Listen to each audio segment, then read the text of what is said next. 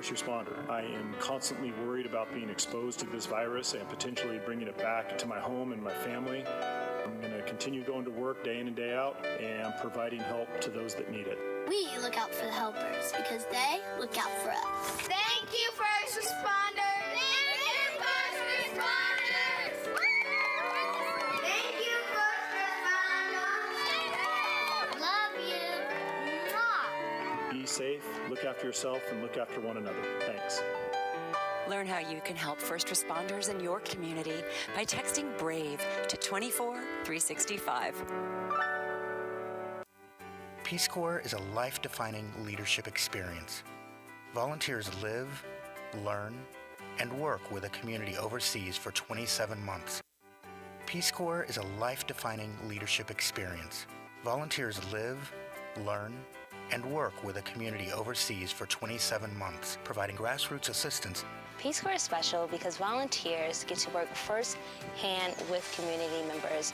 We build personal relationships. We are in the homes, we are in the community centers, we are in the organizations. We are just amongst the people, making decisions with them, interacting with them on a daily basis. After the 2 years of serving the Peace Corps, I feel like I have brought something to the table. Looking back and seeing what I have given, I can honestly say that I've received 10 times as much back. Explore how the Peace Corps can fit into your future. Be a volunteer. Visit peacecorps.gov/be. The Daytona 500 broadcast live. Powered by Pepsi. WGS 608 in Panama City. 104.3 ESPN Northwest Florida. Mahomes, a deep drop. Has time. Looks for the home run ball downfield. Knocked away and intercepted. Broadcasting from the Rib Crib Radio Room. McPherson knocks it through and the fairy tale continues. The Afternoon Underdogs are on the air. 104.3 ESPN Northwest Florida.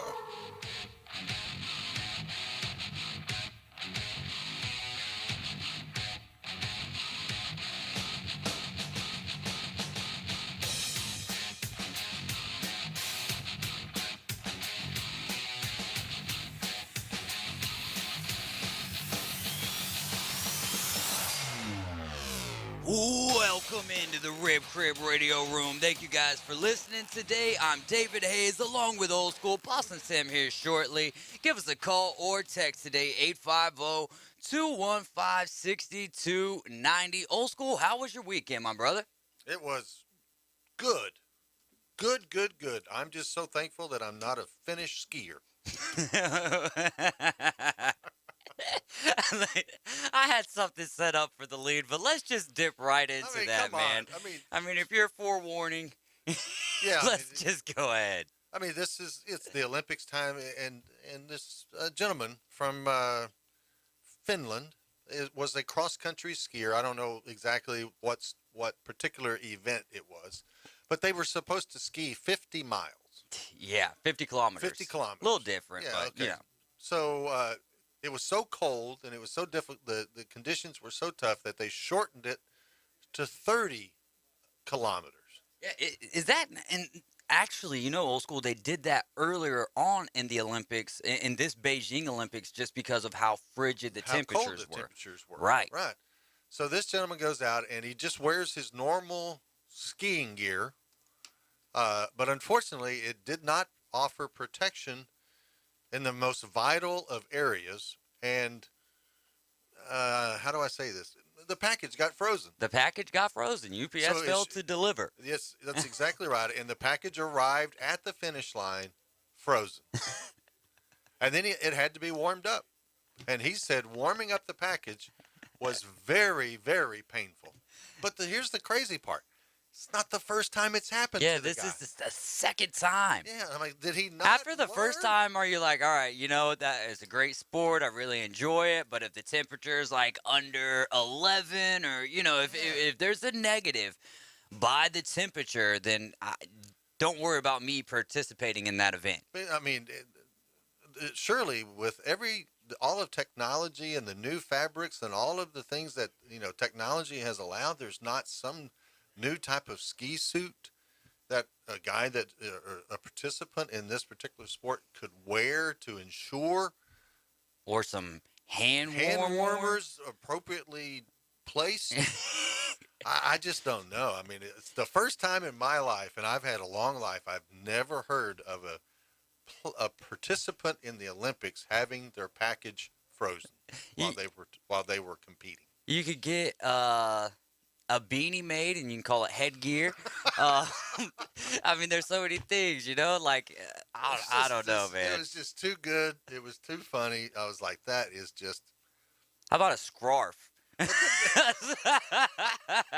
then, the worst part is this guy's now going to be known for that forever. Yeah, but I don't know.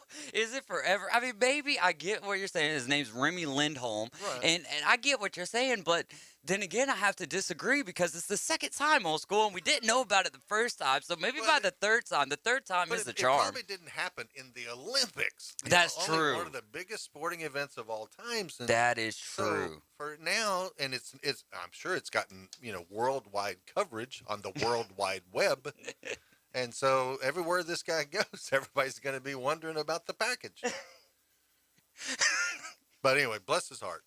So I've had a much better day than him. Yeah, there's no doubt. Remy Lindholm with the frozen package, as the Old School was putting it. Since we're already going into the Olympics are now finalized, and the winner, overall medal leaders, was Norway with 37. They had 16 gold and 13 bronze, so that's 26 medals right there, so 11 silvers left.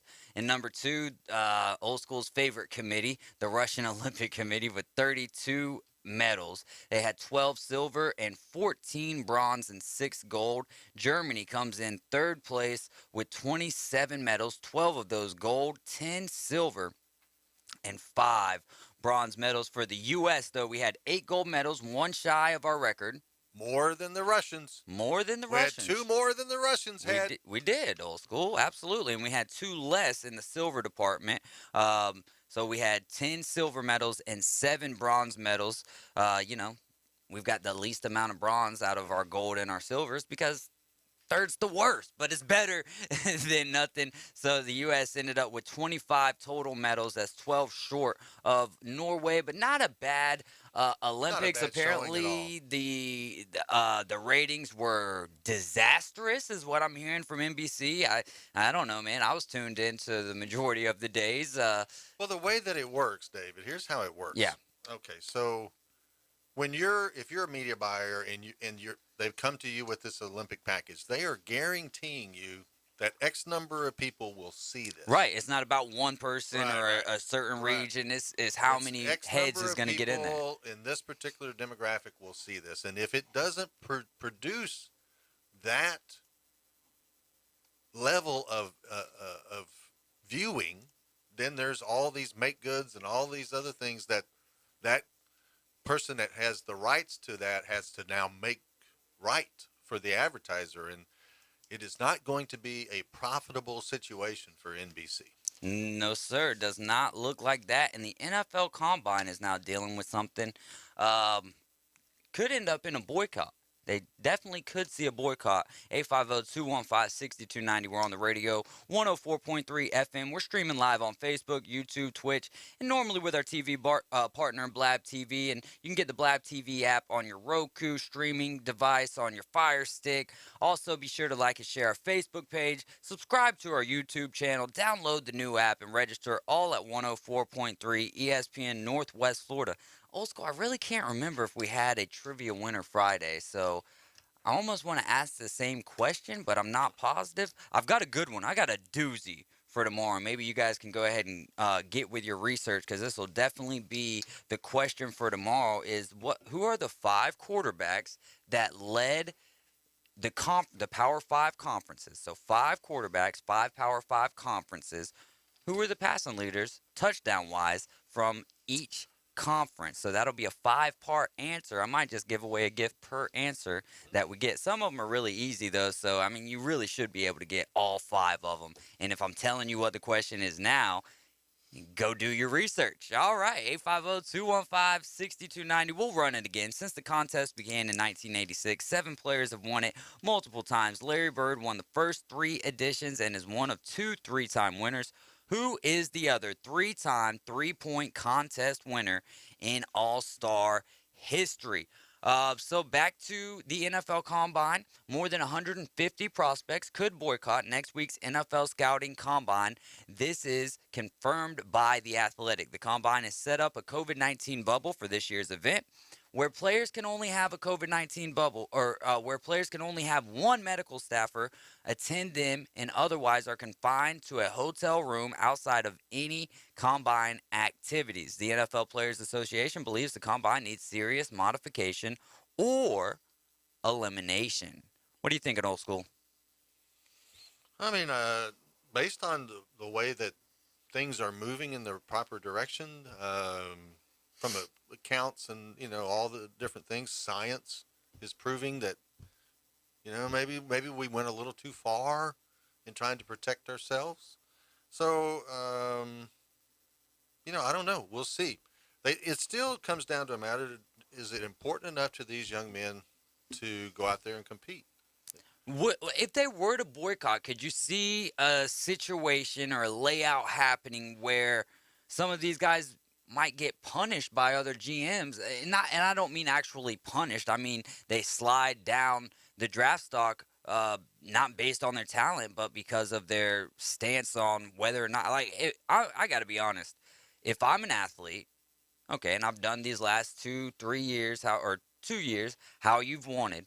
And then I'm seeing everywhere else. I'm seeing in the same week, Daytona 500, All-Star Weekend, Super Bowl, maskless environments. It's okay for them, but I'm not going to go sit in a hotel room confined. Now, if I'm a lower draft pick, maybe my perspective changes. But if I'm already in that if I'm in that first round, why would I go waste my time with that bubble? That takes a toll on your mental when you're sitting by yourself in a room for a long time, waiting on an event where you have to go perform. How can you stay at a high level of focus by just sitting in your room by yourself? You know what I'm saying? Yeah, I mean, it's psychologically, it's difficult. Just you want to have the people around you to keep you feeling positive about what you're about to go through, and that, nowadays they all have nutritionalists. They have different types of people to work, on them physically, whether it be a masseuse or different kinds of things. So to limit it to one medical person, I think it's just like everything else. It's just gone a little too far, and people just need to dial it back a little bit. All right, what's your thoughts on this, Tim? Ridiculous. Unbelievable. You have the opportunity to be one of the 1%ers of athletes in all of the world, and you can't sit quietly in your room for a couple of days? Are you serious? You know how many times I've had to sit quietly in my room as a teenager or a 20-year-old? Well, we're not talking about give me time that crap. out. Yeah, We're not talking about but I've had to sit in there for 5 days straight and have meals brought to me. These guys are complaining about it. Yeah, but who cares? Who cares? It's 2022. You have more than enough opportunity to converse with anybody who you want to via the internet. It's a 3 or 4 day period. Suck it up. You're going to be making millions of dollars in a couple of weeks. Stop pampering these athletes. It's absolutely ridiculous. I disagree. 100% disagree. All right. That's fair. Why don't we just let Russia back into the Olympics? They are. Lord. What is going on? This is their last year as the ROC. It's Russia. Yeah, it's still, Old school. I can't believe you said we had 2 more gold medals than Russia. We did. We had Russia 2 more didn't than have that. any gold medals. Well, I mean, we had the 8 more gold medals than the Russia. ROC Russia is not even existent right now in the Olympics. Oh, they still are existent. They just put a different name on the jersey. That's what's so crazy about it. Is like, really, what's the big difference in the Russian flag and the ROC, Russian Olympic Committee flag? I guess because it's not ran by the government as it is the committee, but come on. Old School's lost his oomph on this situation here. Oh, the most important part was, here's the most important part. They had 4, we had 6 gold medals. That's 6 all and 8, I think it was. whatever it was. We had 2 more than they had. 2 more. Than non-existent Then whoever, they. So here's something we were talking about last week sometime, but it was in Defend Your Stance, and we were asking, should the XFL kind of be like a filler developmental league for the NFL? And they've come out today, and it's going to be a Petri dish for football. Petri dish. What is a Petri dish? Well, when you're in science, you have this little thing, and you put all the stuff in there, and then you let it grow, and it. Oh, that's a Petri man, dish. boy! So in other words, it's a. That takes me back to Coach Connell's class. It's an experiment to see how things work. Yeah, I had great lab partners. They did a lot of work. You'll see music in kindergarten where the kid just puts their hand in there, and you'll see the bacteria that grows, and thousands of different types of bacteria that'll grow in just 2 or 3 days in a petri dish, just from a normal kindergartner's hands. It's pretty unbelievable. Just the same thing that would happen if we were to do it here. I got to be honest. When I first saw this, I thought it was just like a goulash. You know what I'm saying? Things where you just throw stuff in. That's why when what you the said concept is. Petri, I'm like, no, that's Petri dish. Yeah. Right. Hey, why can't I be wrong sometimes, man? Okay. But you're the paragon. Who's to say you're not Production and being correct are two different. Those are two different worlds. Who's to say you're not right? Maybe we've been all pronouncing it wrong for the last 250 years. Well, I don't know. It's not like we in Texas we didn't say a lot of things wrong. Yeah, that's true. I prefer the correct pronunciation, but then again, you know how we are here in the South is like how it comes out is how it comes out most of the time, bud. So a Petri dish for football innovation, prospect development, and it's going to be kind of a partnership agreement with the NFL. Thoughts on this? Boston Tim, I know that when you first started reading this article, you're like, am I seeing this right? What's going on? Well, you know, and I thought there would be a lot more to it, but it seems like, you know, they're considering a partnership, relatively simple, right? Not something that's going to be a developmental league. It's not going to be things like that. It's going to be more for the safety side of things, and I think that's a great idea because, you know, if you want to progress and you have the opportunity to have more hands in there helping you develop a better opportunity and better ways for these guys to have success and stay and have healthier, longer careers, then that's great. You know, let's get together and let's make it happen. Old school?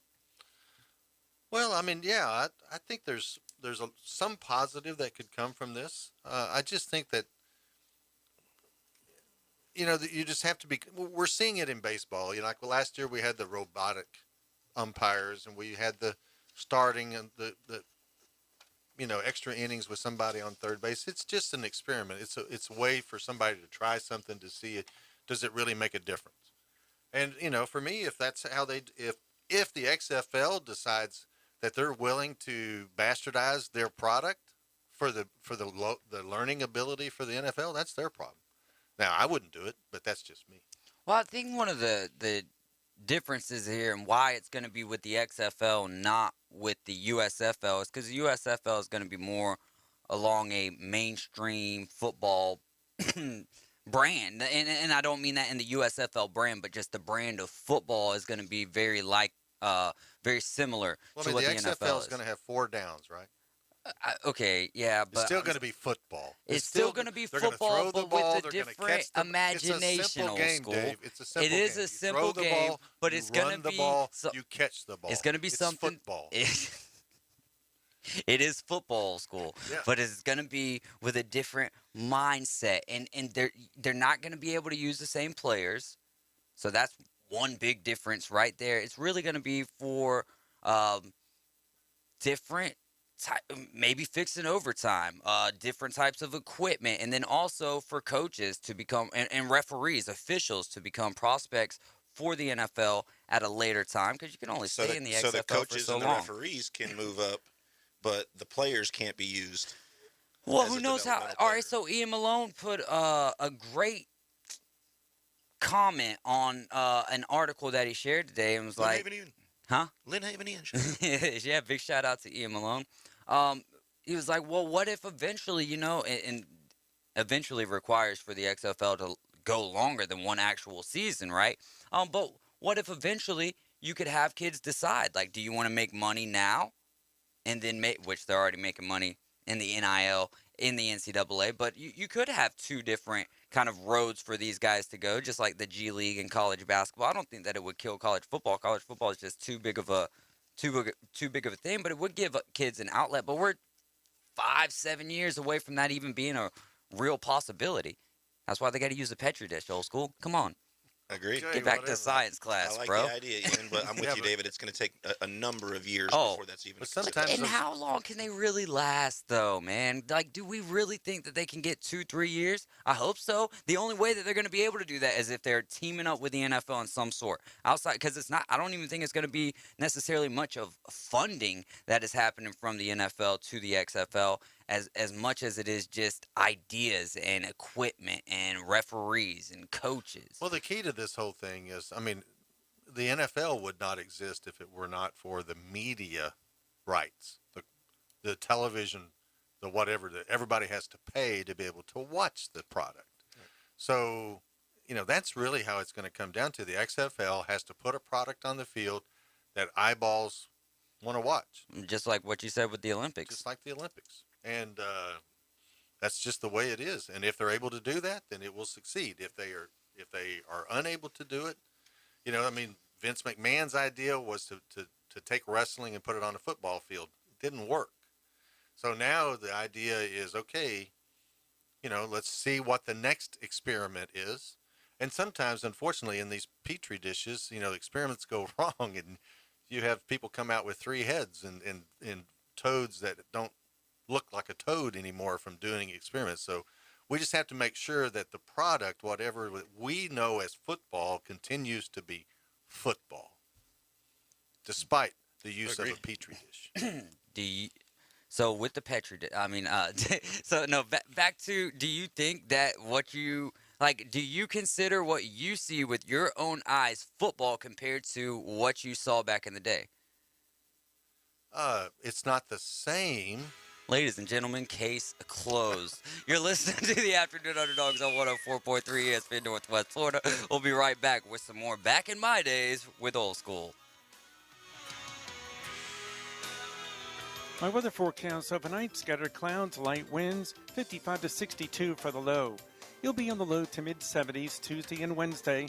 Plenty of that winter sunshine to go around. At least the temperatures will be mild. Southeast wind up to 25 miles per hour Tuesday and Wednesday. And more sunshine Thursday in the 70s. This weather forecast has been brought to you by Offord Tire and Service Center in Callaway. For 104.3 ESPN Northwest Florida, I'm meteorologist Tim Root. ESPN Northwest Florida is your chance to win more cold, hard cash. $1,000 could be yours in the Grand Slam of Cash. Listen for the code word weekdays at 8:45 a.m. and at 4:45 p.m. When you hear the code word, enter it at ESPNPC.com or on the 104.3 ESPN Northwest Florida app. There will be 2 $1,000 winners every week in the Grand Slam of Cash. Hi folks, it's Tracy with Tracy's Fine Jewelry. Did you know that we have a master jeweler right here in the store? That's right, he has over 30 years experience in the art of repairing jewelry. Most repairs are done within 2 business days, so don't send your jewelry off for 6 weeks. Bring it to us at Tracy's Fine Jewelry. We size rings and solder chains. We can reset your diamond into new settings and even custom design. You'll get your jewelry back quickly and looking as good as new. Tracy's Fine Jewelry, Bay County's trusted jeweler for over 45 years. Have you been to Jin Jin Super King Buffet? It's not your average Jin Jin. Well, here's what you're missing. Jin Jin Super King Buffet has competitive pricing, a great selection, extensive buffet options perfect for family dining. Menu options also include top quality seafood, hibachi and sushi bar, or select their mouth-watering crab legs by order. Bring the family out to Jin Jin Super King Buffet, located next to Wonderworks at 9802 Front Beach Road on Panama City Beach. Are you looking for a transmission man you can count on to do the job right? Then turn to Marlon Ducker at Mr. Transmission. They've been on the corner of 15th Street and Harrison Avenue for the past 33 years. Whether you're driving a car, truck, van, or sport utility, they'll find the problem using their state-of-the-art electronic diagnostics equipment and years of experience. That's Mr. Transmission on the corner of 15th and Harrison, or just a phone call away at 769-4477. When you want a big-time sports show, tune in for the Afternoon Underdogs. I'm going to send you up against the best. Weekdays from 4 till 6. Negative, Ghost Rider. Broadcasting from the Rib Crib Radio Room. The need for speed. On 104.3 ESPN Northwest Florida.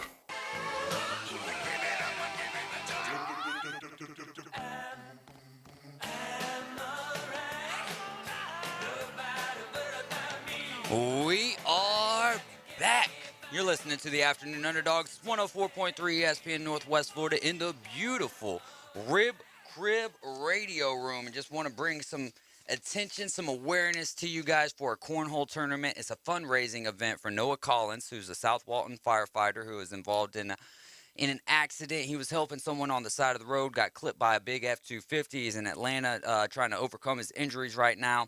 And so they're going to be having a cornhole tournament Thursday, March 3rd at Loose Hills Kitchen from 3 to 9 p.m., 60 Seascape Drive, Miramar Beach, Florida. Loose Hills will be donating a percentage of all food and beverage sales to Noah Collins, as well as the proceeds from some of the cornhole tournaments. There's going to be 3 different tournaments. It's going to be a big deal, and we're just trying to show out here for Noah Collins. How about a little hostility on the hardwood last night, a little mayhem in Madison with Jawan Howard and Greg Card. Old school Boston Tim, do y'all want to do any reenactments of what you guys saw last night? I think it's pretty important that we do. Well, I want to know which part I got to play. Obviously, I'm Jawan, right? Yeah, I hope not. I mean, he's a lot bigger. Greg Card was a lot smaller. Yeah, Greg Card looked like a child. So what did y'all see, man? What did y'all see from this? Because there's been some videos coming out today that's a lot more zoomed in and a lot more telling, in my opinion, of what was going on. Thoughts? What do you think, young man? Well, I mean, for me, I don't want to copy what somebody else said today, but I thought he said it so well that I think we have to say it again, which was Colin Cowherd. I think he approached it in the exact way that it should be approached. These men are men. They need to be adults. What do they preach to their kids? Mm-hmm. What do they preach to their people on their teams? Discipline, self-discipline, being able to control yourself in an intense environment. And then these two guys are supposed to be the adults in the rooms. And they can't even shake hands and walk away without it turning into fisticuffs. Yeah. It's embarrassing is what it is. It's Especially really over and it's embarrassing. And so you think it's a necessity that they shake hands? No. Because I think that's what it stemmed from. Well, it stemmed really from the timeout. Right, but in that particular moment, in the heat of the moment, which is what the issue is, mm-hmm. Juwan wanted to walk past him, and the other coach grabbed his arm. Yes. He stopped him, so he had to address it. No. Don't touch me. No, see, that's what are you doing? I do agree with that, though. Just walk past. These are grown men. Right. Well, as a grown man, you should let someone walk right past you. No, if you're a grown man, take the big side of it and understand this is a game that they're playing. But there's no a game. This is not war. This is exactly, not, and the this game is ended. The game is over. Shake hands and walk away. Respect your opponent. Shake hands and walk away. One of your favorite quarterbacks in the league, or maybe your most favorite quarterback in the league, is well known for leaving the field. I didn't say he was a good loser. I just said he was a good winner. This is COVID-19. You shouldn't be shaking hands with people. What's going on right now? Do the hands. You see, he's the only person on the whole court with the mask on. The man doesn't want to shake your hand. Yeah.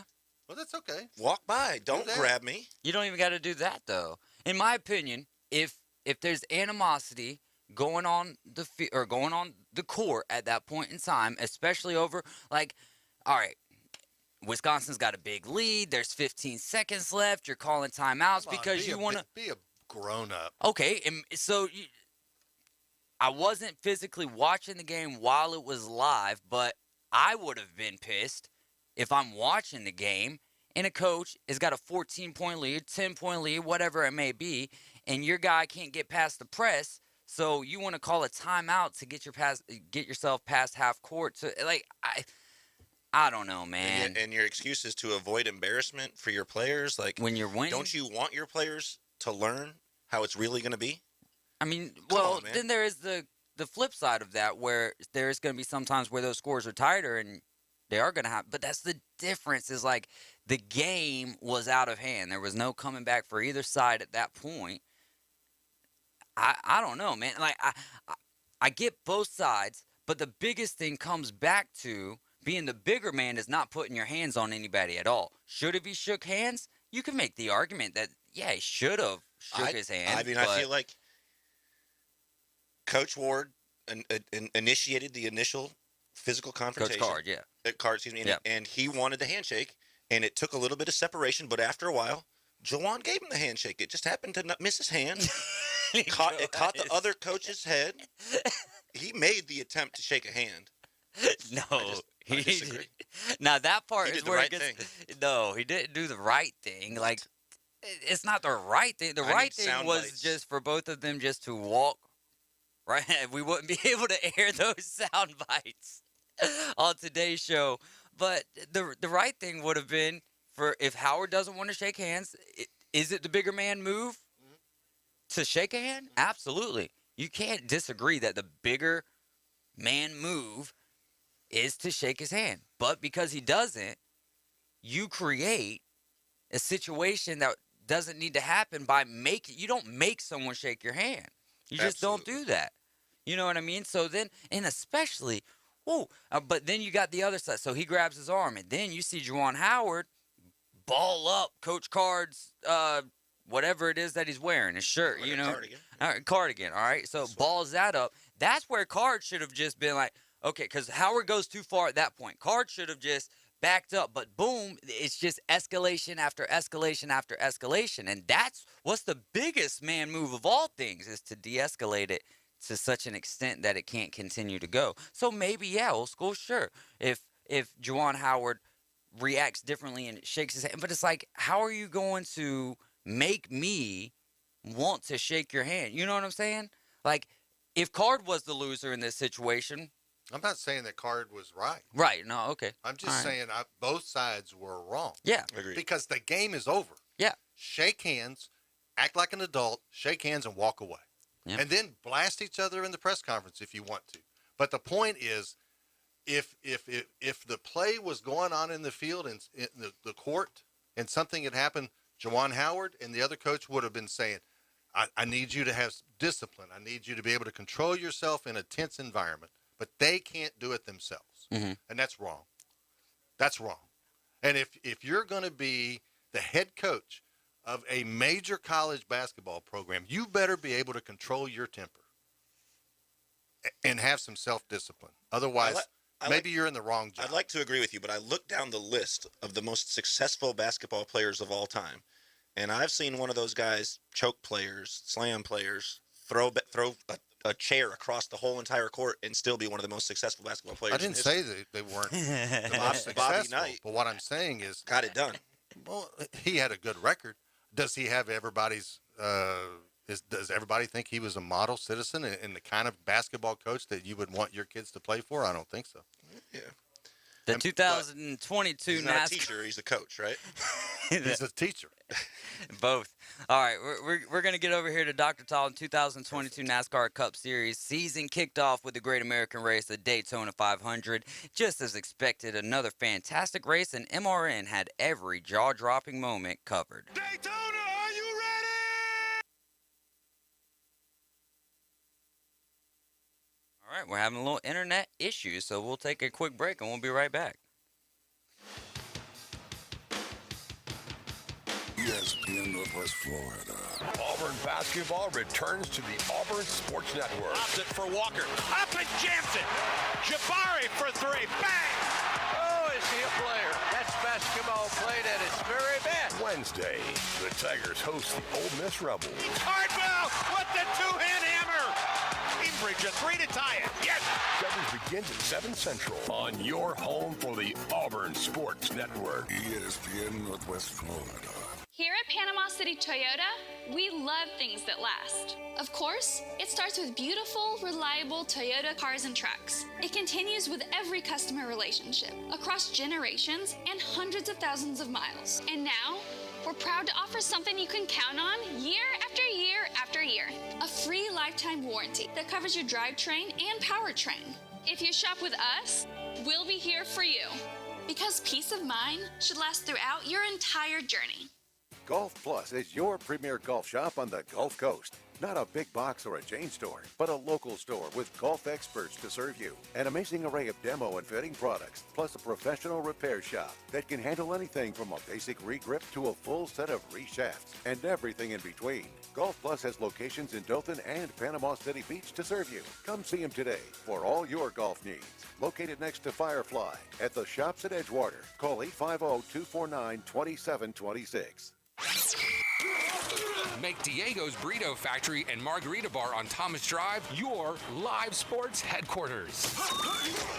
Catch all of your favorite teams and the biggest games while enjoying the best Mexican food on the beach. Diego's Burrito Factory also has beer and margarita specials during every live game. Diego's Burrito Factory, Thomas Drive and Front Beach Road. Diego's Burrito Factory. Come let us roll you a fat one.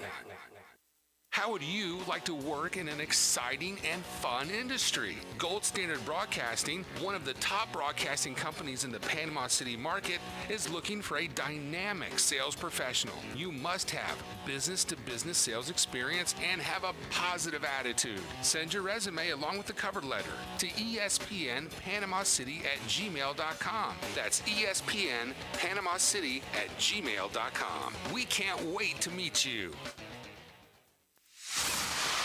Now back to the most dangerous afternoon show on terrestrial radio. Danger's my middle name. It's illegal in 5 states. The Afternoon Underdogs, inside the Rib Crib Radio Room. 104.3 ESPN Northwest Florida.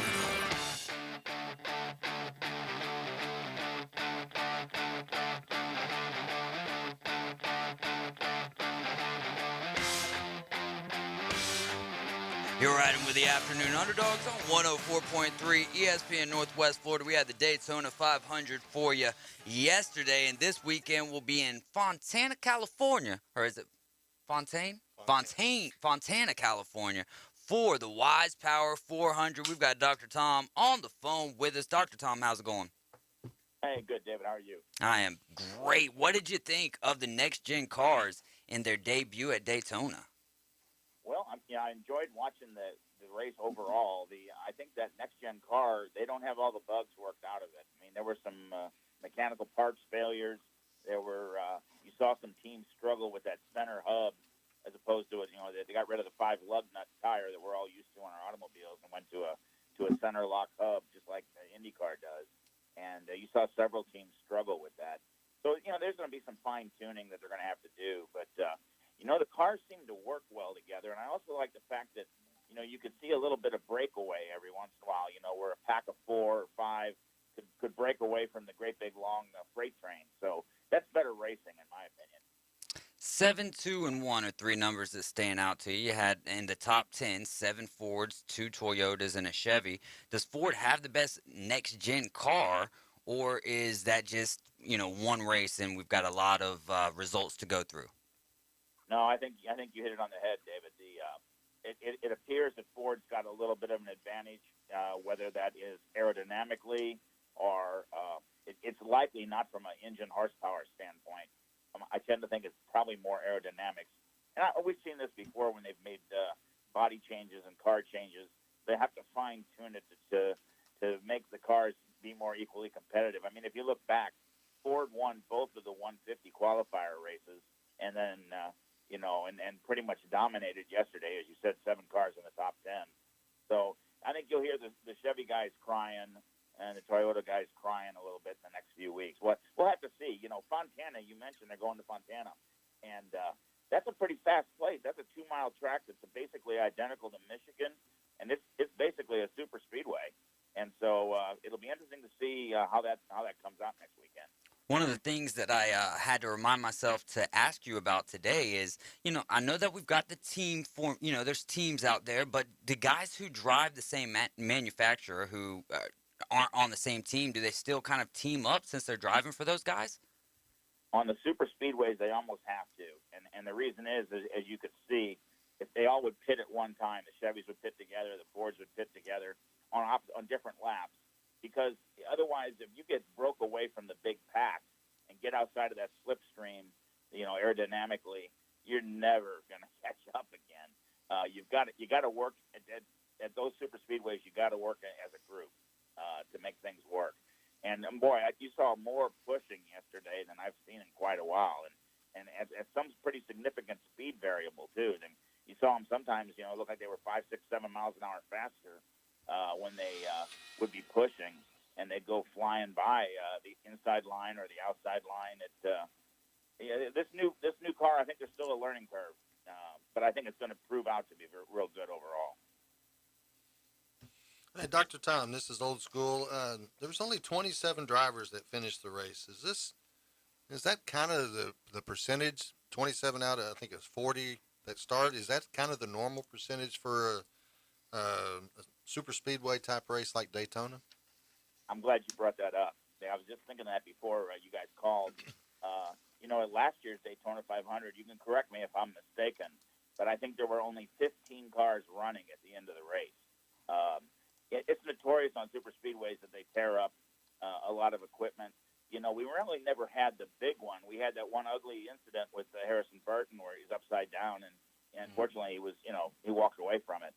And then you had the incidents that always happen in those last 10 laps on the super speedway where everybody's jockeying and trying to get themselves in just the ideal position. Because it traditionally on the big tracks like that, the guy who crosses the finish and takes the white flag is usually not the winner the next lap. That's just the way these super speedways are. Well, Dr. T, it's Boston T here again. Thank you, of course, as always. We missed you for a while there, but we're glad to have you back here for joining us at 104.3 ESPN Northwest Florida. I wanted to jump in and talk about Austin real quick and his journey. Of course, we know that he crashed last year and had this same opportunity right there at the end of the race. With a couple of his guys right next to him in Logano and the other one. And I wonder what your thoughts are on Austin and his journey here. And specifically, I really enjoyed that move there on the final stretch, the up and down block. I thought was pretty exceptional. Let's talk about Austin for a minute, if you can. I agree. Usually it takes years of experience to get good at the blocking, and he did a pretty good job for someone who's, a relative newcomer. I mean, he's been around racing. He's been through the Truck Series and won the Xfinity Series once, the championship there. And, he's ran that was his 8th Cup race yesterday. You can only run 4 Cup races a year unless you're a full-time driver in the series. And so he ran 4 each of the last 2 years. And here he gets a win in his 8th Cup performance. Now, again, correct me if I'm wrong, but the closest guy that I've ever seen get a win that quickly when they came up to Cup, the best I could recall would be Kevin Harvick in 2001 when he took over the Dale Earnhardt car after the horrific accident that Dale Sr. had and came to Atlanta and won the race. And I happened to be there that day. And so I still have real good memories of that. And I think, to win a race in only your 8th appearance, there's a lot of talent with that young man. And I remember a couple of years back, I think you had his dad on the radio on your show. Correct me if I'm wrong. Yes, sir. We did. Yeah, and I've met Tim once before. The Penske operation is just it's those big race teams. Like Hendrick, Penske. The Gibbs team, and I think you're going to see a lot more activity out of the Roush Fenway Keselowski team now. I mean, those cars won both of the 150 races on Thursday night. Well, Dr. Tom, I got a weird question for you. I mean, we're all excited for Austin to win, but we also, I'm looking at that 23 car there, 3 feet behind him. And do you think, what would the impact have been of Bubba Wallace and Michael Jordan winning the Daytona 500 in their second attempt? I mean, it would have been huge. It would have been huge. But I've mentioned on your show before, Bubba is a superb driver on the super speedways. He did get a 1 win there at Talladega. Of course, it was a rain-shortened race, and it kind of fell into his lap. But he is always running up front. That's the second time that he's finished second in the Daytona 500. I thought his interview was pretty moving. I thought that was good. But the skills there, the talent is there. Obviously the money and the equipment is there. Kurt Busch is going to be a good addition. Bubba even commented that before the race that he's got basically a senior proctor that can help give him tips, and they can bounce ideas and racing styles off each other. So, but that would have been huge if Michael Jordan had pulled off that win. No doubt. So Kurt Busch is his teammate, but Kyle Busch, the brother, was there on the outside that final lap, and it looked to me like Busch pushing Briscoe kind of got Blaney out of sorts there, and that led the way for Wallace to kind of sneak in. Yeah, sneak in there, and if they had another turn, I couldn't see why Bubba Wallace wouldn't have been able to finish that race in the top spot. Yeah, I agree. There was a lot of pushing going on there at the end and bumping, and that's just the way the super speedways always are at the end of the race. And you know, I'm one of those kind of guys. I don't have any hurt feelings if Kyle Busch doesn't win. Dr. Tom, man, I got to tell you, it's just been the last 2 or 3 years, I've just been more and more engulfed into watching NASCAR and really kind of starting to notice things. And so it makes watching the races a lot of fun. Who's your top 3 favorites for the Wise Power 400? Oh boy, I'd look for the Penske cars to be strong. They've always been strong at that track. Roger, I think, has the ownership interest in that track. He basically built the Michigan Speedway, and as I mentioned earlier, Fontana is a duplication of the Michigan Speedway. I look for Penske to do well. The Stewart-Haas team, because they're Ford, they seem like they've got a little more on the ball this year. As I said, the Roush Fenway Keselowski team seems to be going through a real rebirth. Both of their cars finished well yesterday. So I think the Fords are still going to be dominant on a big track like Fontana. Well, Dr. T, Boston T again, free agency was a big conversation in the offseason here, and we just saw just yesterday Chase Elliott finally signed an extension with Hendrick Motorsports. Is there any other big names that we're missing out on that haven't signed? Like we know Newman not returning over there. Who else is a big name that, maybe we can discuss? Well, I know I really wanted to see DiBenedetto get a ride. He didn't, so he's out for the season too. You might see him sporadically as a fill-in driver. I can't really think of anybody off the top of my head that would fit the role you're describing. For them to sign Chase Elliott to a 5-year deal, that's huge. And if I'm not mistaken, the other thought that went through my mind when you were talking about that is I'm pretty sure that Denny Hamlin's contract with Gibbs expires at the end of this year. And I thought all along when Denny started that team with Michael Jordan that he would likely transition out of the Gibbs stable and run his car with his own team. So I wonder if Kurt Busch doesn't have just a 1-year deal with a plan for Denny to jump over there next year. We'll have to see. Can't wait for it, Dr. Tom. Catch up with you next Monday around 4:30 if you got time for us. Sounds great, guys. Have a good week. Awesome. You do the same. Cannot wait for the Wise Power 400. I'm going to try to watch as much NASCAR as I did Olympics this year, and that was a lot. I watched a lot of Olympics this year. All right, we're going to take a quick timeout. When we get back, it'll be time for Defend Your Stance. My weather forecast overnight: scattered clouds, light winds, 55 to 62 for the low. You'll be on the low to mid-70s Tuesday and Wednesday. Plenty of that winter sunshine to go around. At least the temperatures will be mild. Southeast went up to 25 miles per hour Tuesday and Wednesday. And more sunshine Thursday in the 70s. This weather forecast has been brought to you by Mid-South Lumber, best little lumber yard in Panama City and Youngstown. For 104.3 ESPN Northwest Florida, I'm meteorologist Tim Root. 104.3 ESPN Northwest Florida. Colin Cowherd. Yesterday was a failure of 2 grown men as adults making 7 figures. They should have both, in that moment, been angry, rip each other at the podium. Sometimes you have to smile and walk away. I know. Somebody touches me, game on. Coach Junior College. This is the Big Ten. These are big jobs. This is The Herd. Weekdays 11 to 2, ESPN, Northwest Florida. At Slim Chickens, craft means something. Craft means bacon. And oh, so crispy. Craft means a good cayenne kick. And all-natural buttermilk marinated, made fresh, perfectly fried chicken. All served on toasted brioche buns. At Slim Chickens, craft means quality. And for a limited time, try our new Memphis-style barbecue chicken sandwich. Try Slim's Craft Sandwiches today. Slim Chickens.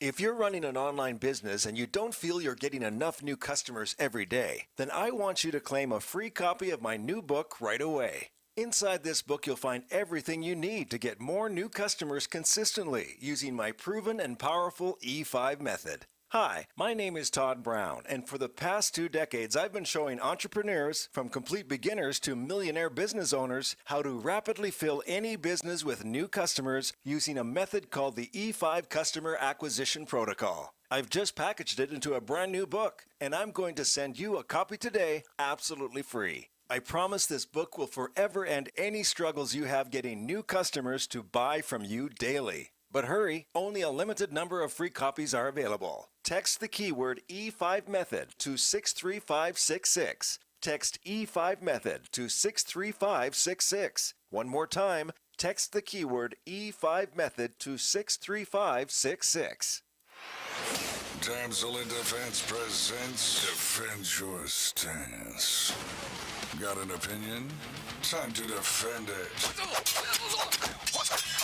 It's the Afternoon Underdogs on 104.3 ESPN Northwest Florida.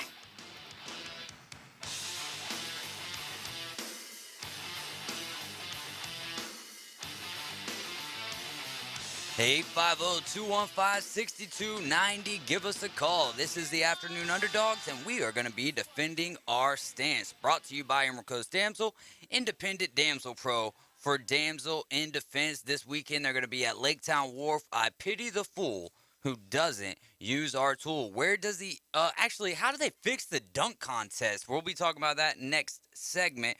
But Boston Sam, how do they fix the dunk contest? Well, I think I actually have a number of different options and ideas that I could go with, but I think one thing that you need to do is you need to bring it back and try to make it somehow. There needs to be some form of an award that's more significant than what they're giving, whether it be a monetary prize to a charity of your choice or something like that. You have to have a reason that's going to bring these larger name guys out, that's going to make the contest better for the people that are watching. But as far as the entertainment factor itself, I think initially only having 4 dunkers is not a good idea. I think you need to have a lot more people in the contest. I don't care who their dad is. Less opportunity to dunk. And then I've heard some good ideas. I like the thought of, forcing, like a lottery pick of what particular dunk you have to do, like a Dr. J dunk or an old Michael Jordan dunk or something like that. And, make one of the rounds where you're kind of giving some credence to the players of the past and things like that. Bring a little bit more interest into it, a little history into it, and bring a little more entertainment back to it. Because really, watching a guy change his sneakers into boots for 2 minutes and then that killed it. What's going on? That killed, and that's what they led with. And I get it; it's different. But the fact that you let him sit there for that long and do that, no. Come out in your Timbs, dude. Come out in your Timbs. We get it. All right, we're talking about Cole Anthony, plays for the Magic. His dad was Greg Anthony, played in the NBA, legend. And so he comes out and takes his shoes off. His dad comes out on the floor, breaks out of a book bag some Timbs, and, everybody, some people are going crazy. Like Kenny Smith is like, "Oh, it's Harlem, baby." You know what I'm saying? It's like the opposite of back in school when you go to the park with your Timbs on and then you change out of your Timbs and put your sneakers on to play, but you accidentally forgot your sneakers, so you just play with the Timbs. I think my favorite part of the dunk contest was Reg and Dwayne Wade just giving Kenny Smith crap about how the three-point competition needs to be the main event of the evening, and it does. The skills competition this year was fire. I think. The skills competition turning it into, and we'll be talking about this in the next segment, so I don't want to waste too much, but they did a really good job with revamping that. Agreed. I especially like the actuators that they used. Yes. On the defenders. That was a pretty good idea. I can tell you how to improve the dunk contest. You gonna join? Just eliminate it. Just realize that it's run its course, and I mean, in today's world, in today's NBA, which is more exciting, the 3-point shot or a big dunk? Depends on who you're asking, but I think it's a demographic thing. I think for me, it's still the dunk, no matter what. Especially a poster, like you can shoot from the logo, and it's like, I mean, you shoot how Steph did last night. That's exciting because they run away. Oh, there's still posters. Max and I from PRG, one of our great sponsors. Thank you for sponsoring us. We greatly appreciate you. Max and I were just sending back some posters from just this year. Just great dunks. Jaylen Brown jamming on people. Dude, Jaylen Brown's a guy, and I think Kyle Wright might have been the one to say this, or you.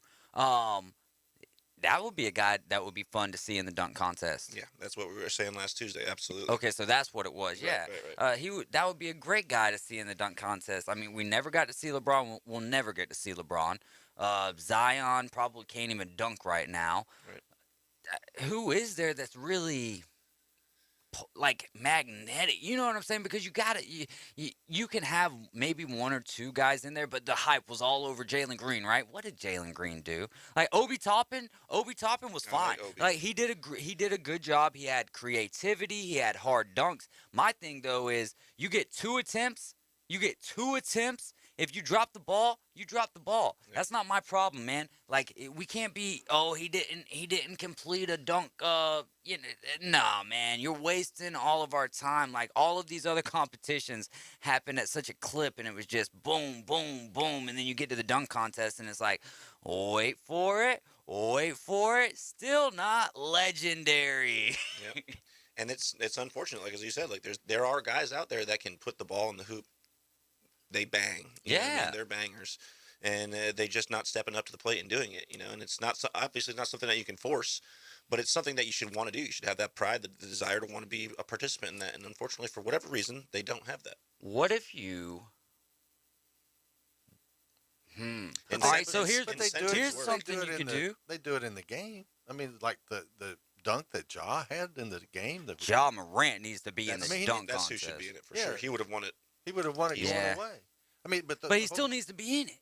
But why is he choosing not to? Is it because he's afraid he's going to get hurt, or is it because their pride won't allow them to lose? Possibly. I mean, I'm sure there's a dozen different reasons. There's so many. They probably were scared that Dwayne Wade was going to be judging. Yeah. We've seen Donovan do it before, and Donovan was pretty electrifying in the dunk contest. Yeah. I'd like to see him run it back. I'd like to see a number of guys. I mean, you can't ask for a Zach LaVine to go there every single year, but I mean, if he can continue to jump the way he does, it sure would be nice for the fans. He's trying to get that 3-point competition out the way, though. 10 jumps out of your day? Like, what do you actually do when you're working out during the day?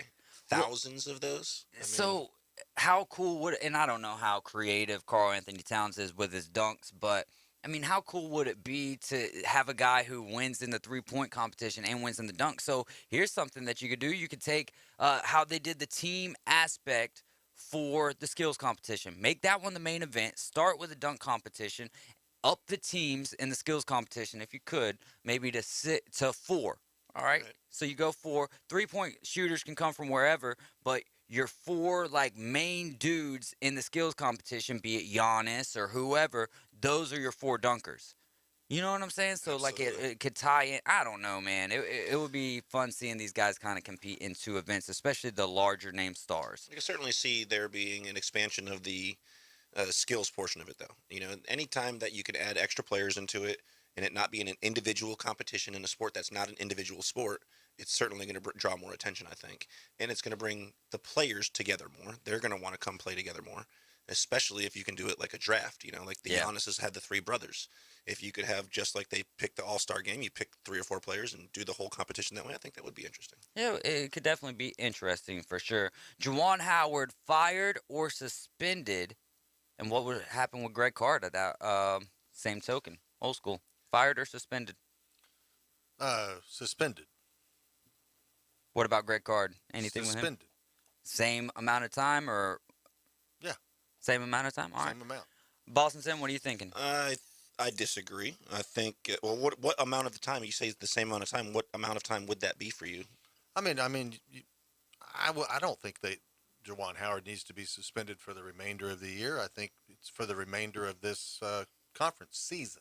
Okay, so what, they got 3-4 games? Michigan has 5 games, okay. 4 respectively for Wisconsin, and I could easily see the initial judgment being the duration of the season for both of them, 4 and 5 games respectively. I could easily see them going to arbitration, getting it cut back to 2 games most likely for the Wisconsin coach, and for the Michigan coach, I would think that it's probably going to stay at 5 games. And I really, like I said earlier, I wouldn't be surprised if they set a precedent solely because he actually physically struck the other coach by suspending him for the duration of the season, including the playoffs. I mean, I just think that anytime when it comes to grown men who are responsible for other young men and their development as human beings, anytime that their behavior gets to the point where fists are being thrown over what is supposed to be a game. Was a handshake? was supposed to have been a handshake, but yeah.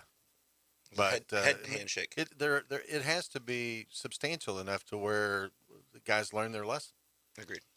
And my personal belief is it's because of the all the smack talking. Nobody can just play the game anymore. Everybody has to talk. Everybody has to run the lip. And if somebody says something back to you, you've got to respond. That was always my favorite part about sports.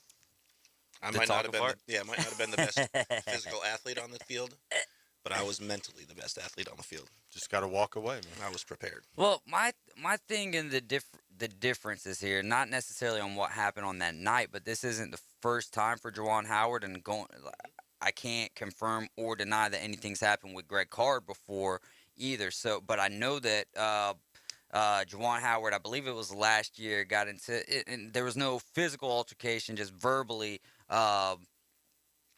He was shouting in a shouting match with Maryland coach Mark Turgeron, who's not the Maryland coach anymore. Got 2 techs and was ejected from the game. Michigan won that one, though, 79-66. So I do wonder if there's going to be a little bit extra headed for Juwan Howard. I don't think that it's fireable. I think, one of the big things is you're supposed to be a role model for your players, and they're supposed to, model how you act. That's not what would you do if your player did that?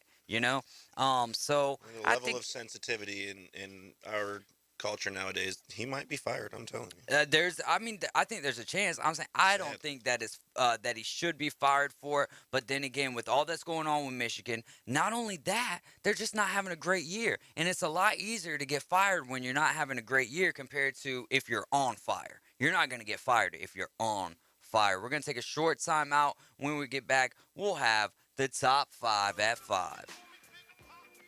Throw your hands in the air if you's a true player. 104.3 ESPN Northwest Florida. The Dan Patrick Show. I think that Sean McVay deserves a lot more credit than he's getting, because it feels like, hey, they won with Aaron Donald and Cooper Kupp and Matthew Stafford and Jalen Ramsey, and Sean McVay went to, that's 2 Super Bowls, at the age of 35. And yes, he got out-coached. He admitted that in the first one with Belichick, but that's pretty heady stuff there. The Dan Patrick Show. 9 to 11 on ESPN Northwest Florida. What's up, everybody? David Pollock here with Bar Burritos. Did you know that Bar Burritos has 35 farm fresh ingredients? That means you have over 3,000 entree combinations that you can put on your plate. Luckily, Bar Burritos put together their 9 under 500 calorie menu, which features 9 different entrees that you can feel great about eating.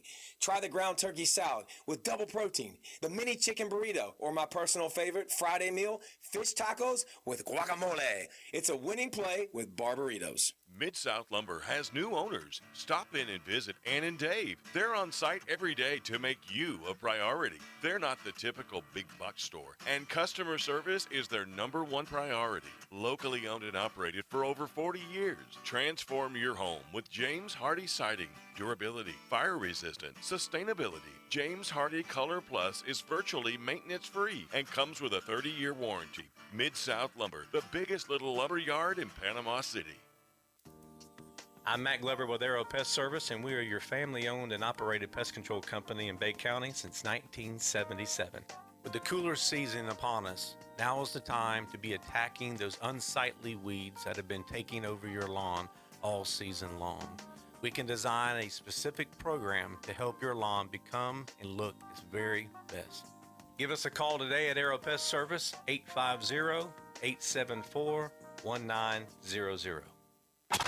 This is where history is made. Powered by Pepsi. WGS Excellent Haven, Panama City. 104.3 ESPN Northwest Florida. As a realtor, it's important who you choose as your title company. May we suggest South Oak Title? Their offices are modern, comfortable, and state-of-the-art. South Oak Title can close transactions in any location in Florida, Alabama, and Tennessee. Their free mobile app allows realtors to deliver a net sheet in seconds. They provide mobile closing services to accommodate buyers and sellers. Their offices are beautifully decorated, state-of-the-art, complete, safe, and secure. South Oak Title, creating a better title and closing experience through technology and tailored service. Visit them online at southoaktitle.com.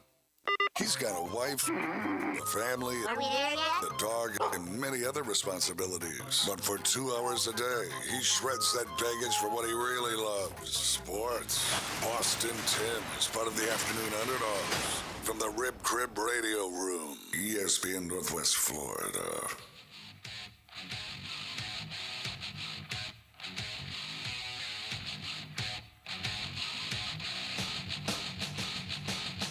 Oh, welcome back into hour 2 of the Afternoon Underdogs. Keep it tuned in right after our show tonight. We'll be done at 6 o'clock, and then you'll get Paul Feinbaum for about an hour and a half, and then we'll get you over to the coverage of the Baylor-Oklahoma State game. They tip off at 8 p.m. tonight. Just got a text in from Coach Rusty Cook. He says, great show. Listening to you guys, just wondering what we think would be a fireable offense. And Greg Calvert just stepped into the Rib Crib Radio Room with us. So for you, what do you think would be a fireable offense?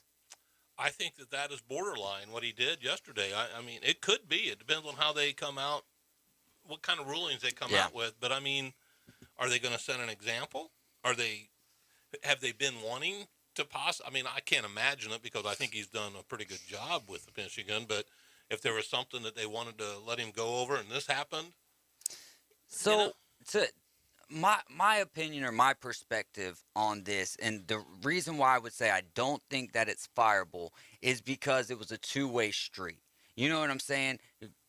Coach Howard was trying to just walk past without shaking his hand. Disrespectful, yes. Is that something that you grab someone over and say, hey, no, come shake my hand? You're going to piss the man off. I don't care who it is. Grab Brady. But he didn't hit him.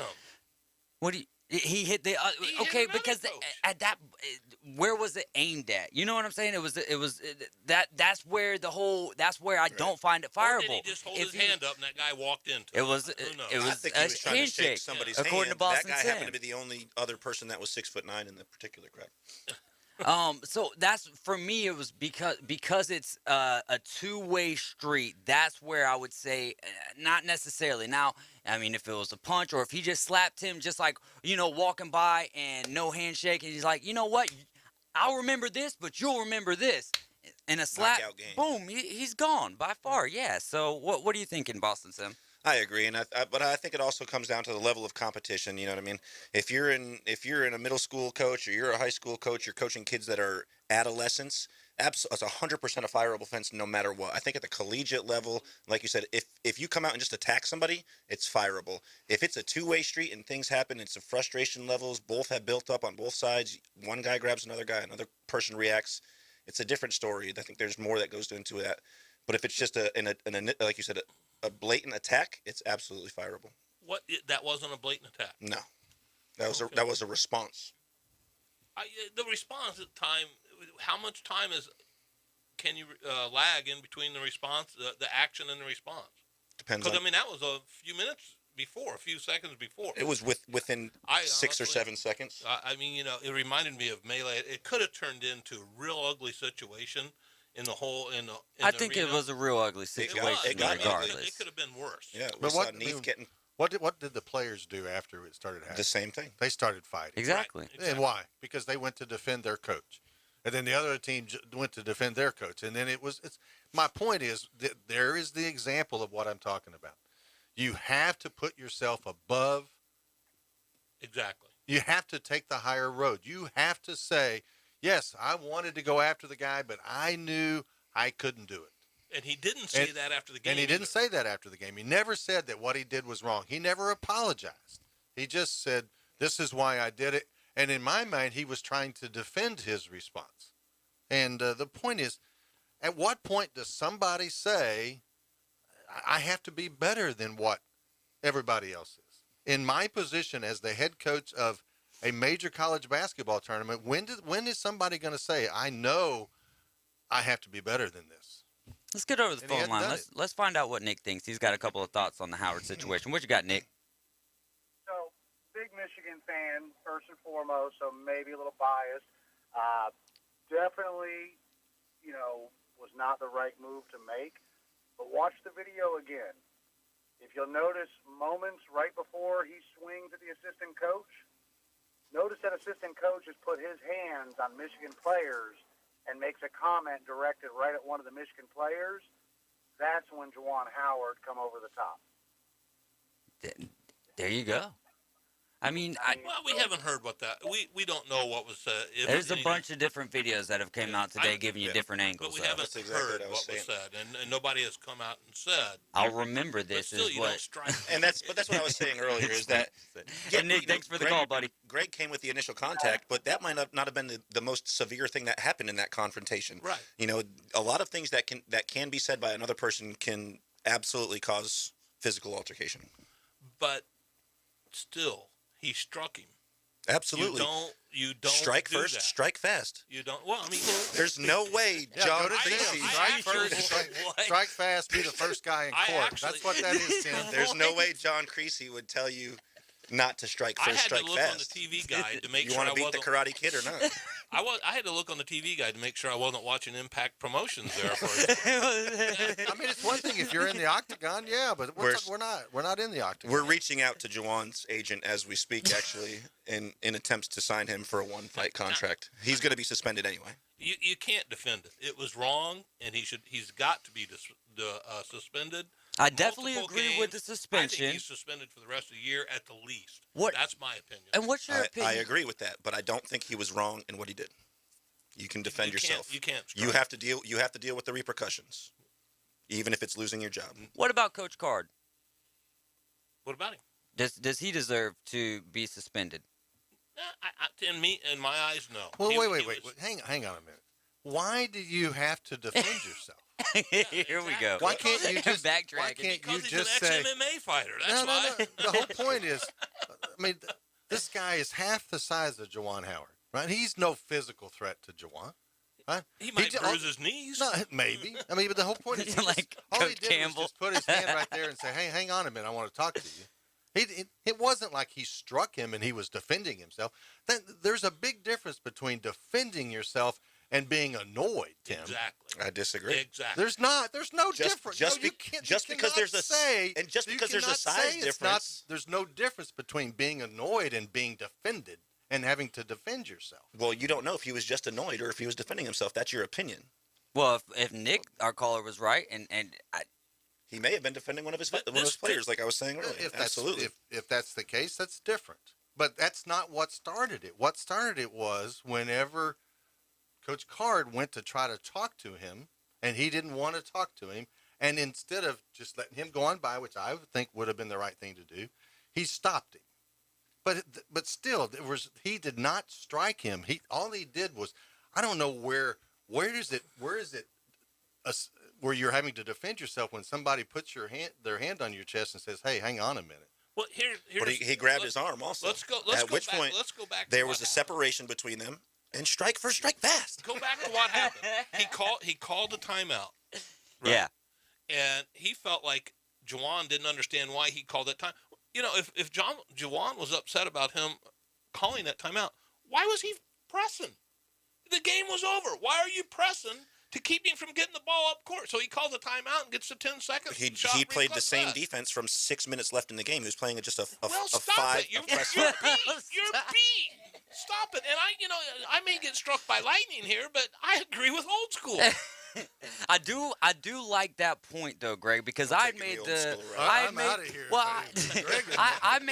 comment earlier that I was like, I would kind of be annoyed too that we're calling timeouts when we've got a 10, 12-point lead and there's 15 seconds left. But that's another point of the game. Why are you but then it still goes back to playing the full 40 minutes or whatever it is. No, he had all of his reserves in, and they were having trouble. They were having trouble getting the ball up court. They got to learn They were pressing, and they did. They learned. They called timeout, by golly, But by golly. Thank you, Indiana. I want a Speaking t-shirt. of Indiana, I want a T-shirt made. Was it strike first, strike fast, be the first guy in the back seat of the police car?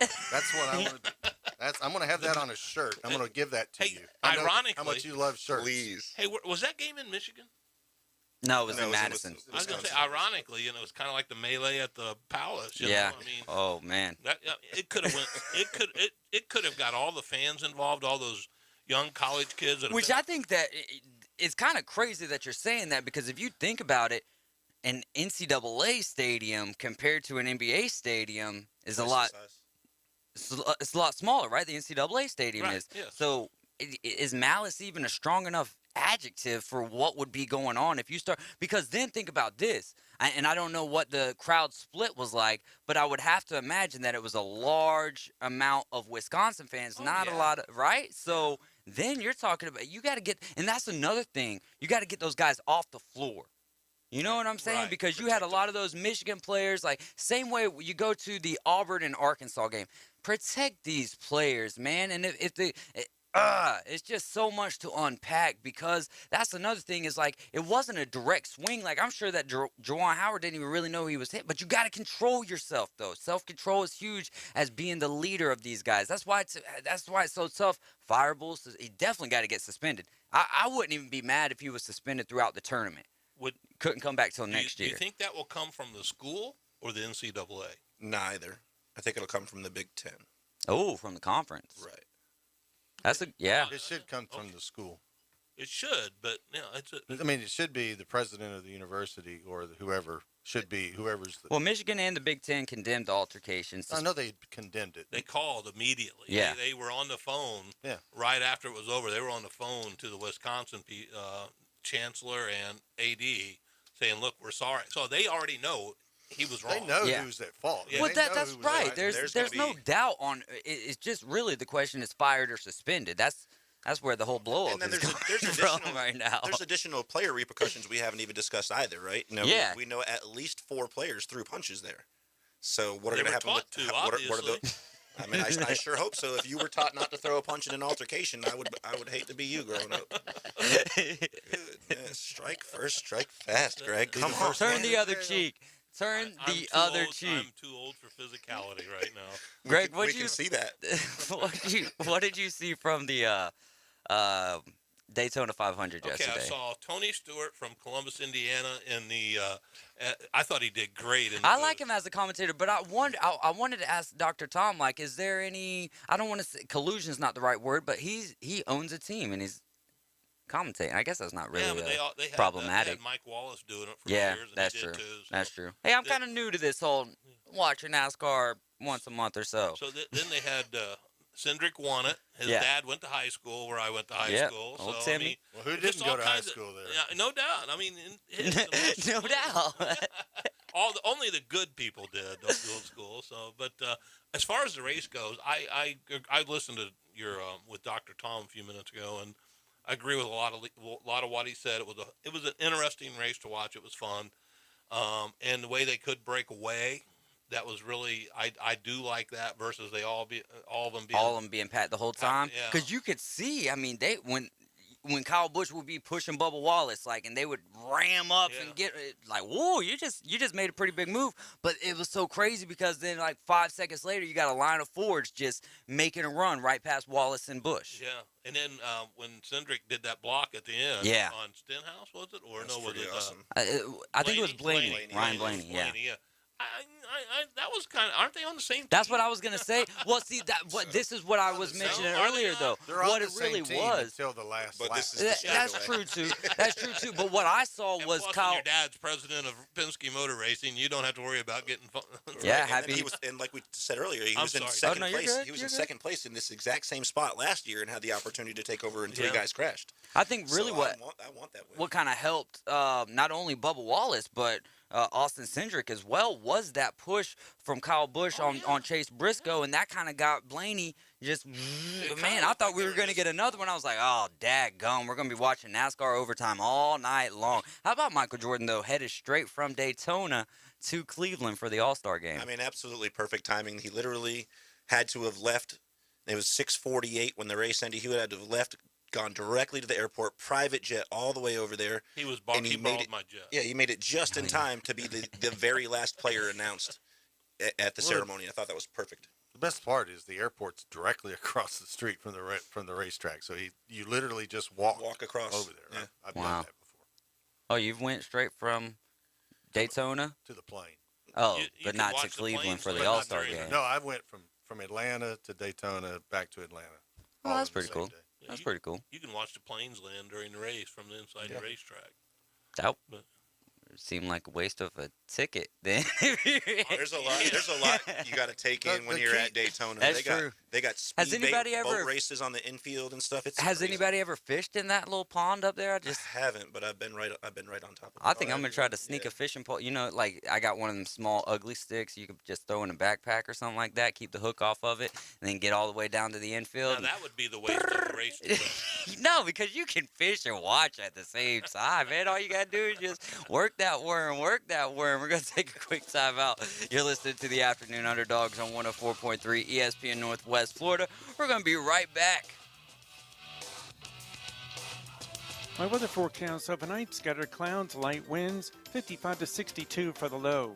You'll be on the low to mid-70s Tuesday and Wednesday. Plenty of that winter sunshine to go around. At least the temperatures will be mild. Southeast went up to 25 miles per hour Tuesday and Wednesday.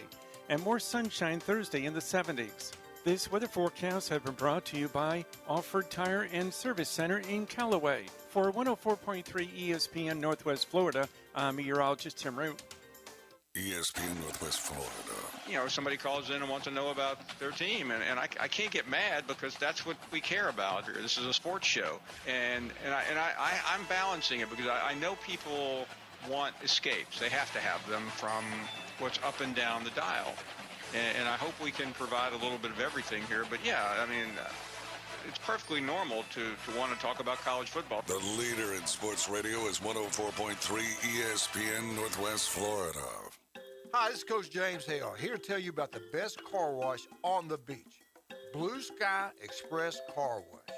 Number one, they're locally owned. You know Matt and his employees will do a great job.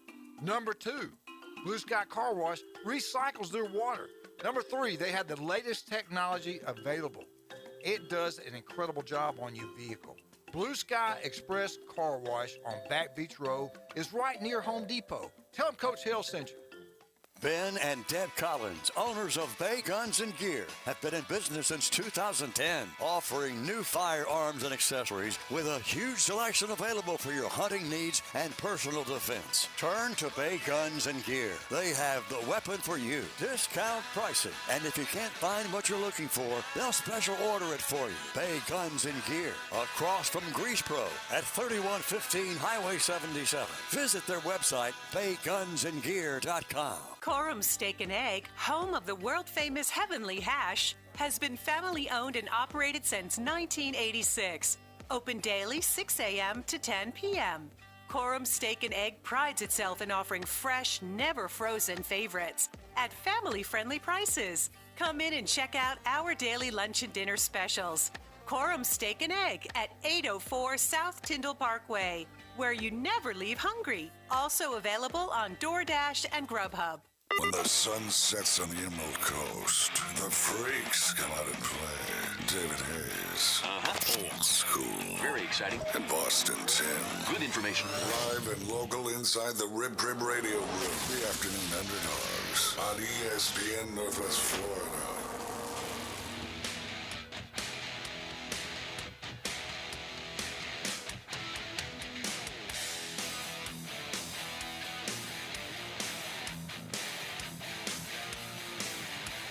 Back in the Rib Crib Radio Room, you're riding with the Afternoon Underdogs. 850-215-6290. Keep the calls and the text rolling in. We had NBA All-Star Weekend where Team LeBron defeats Team Durant 163-160.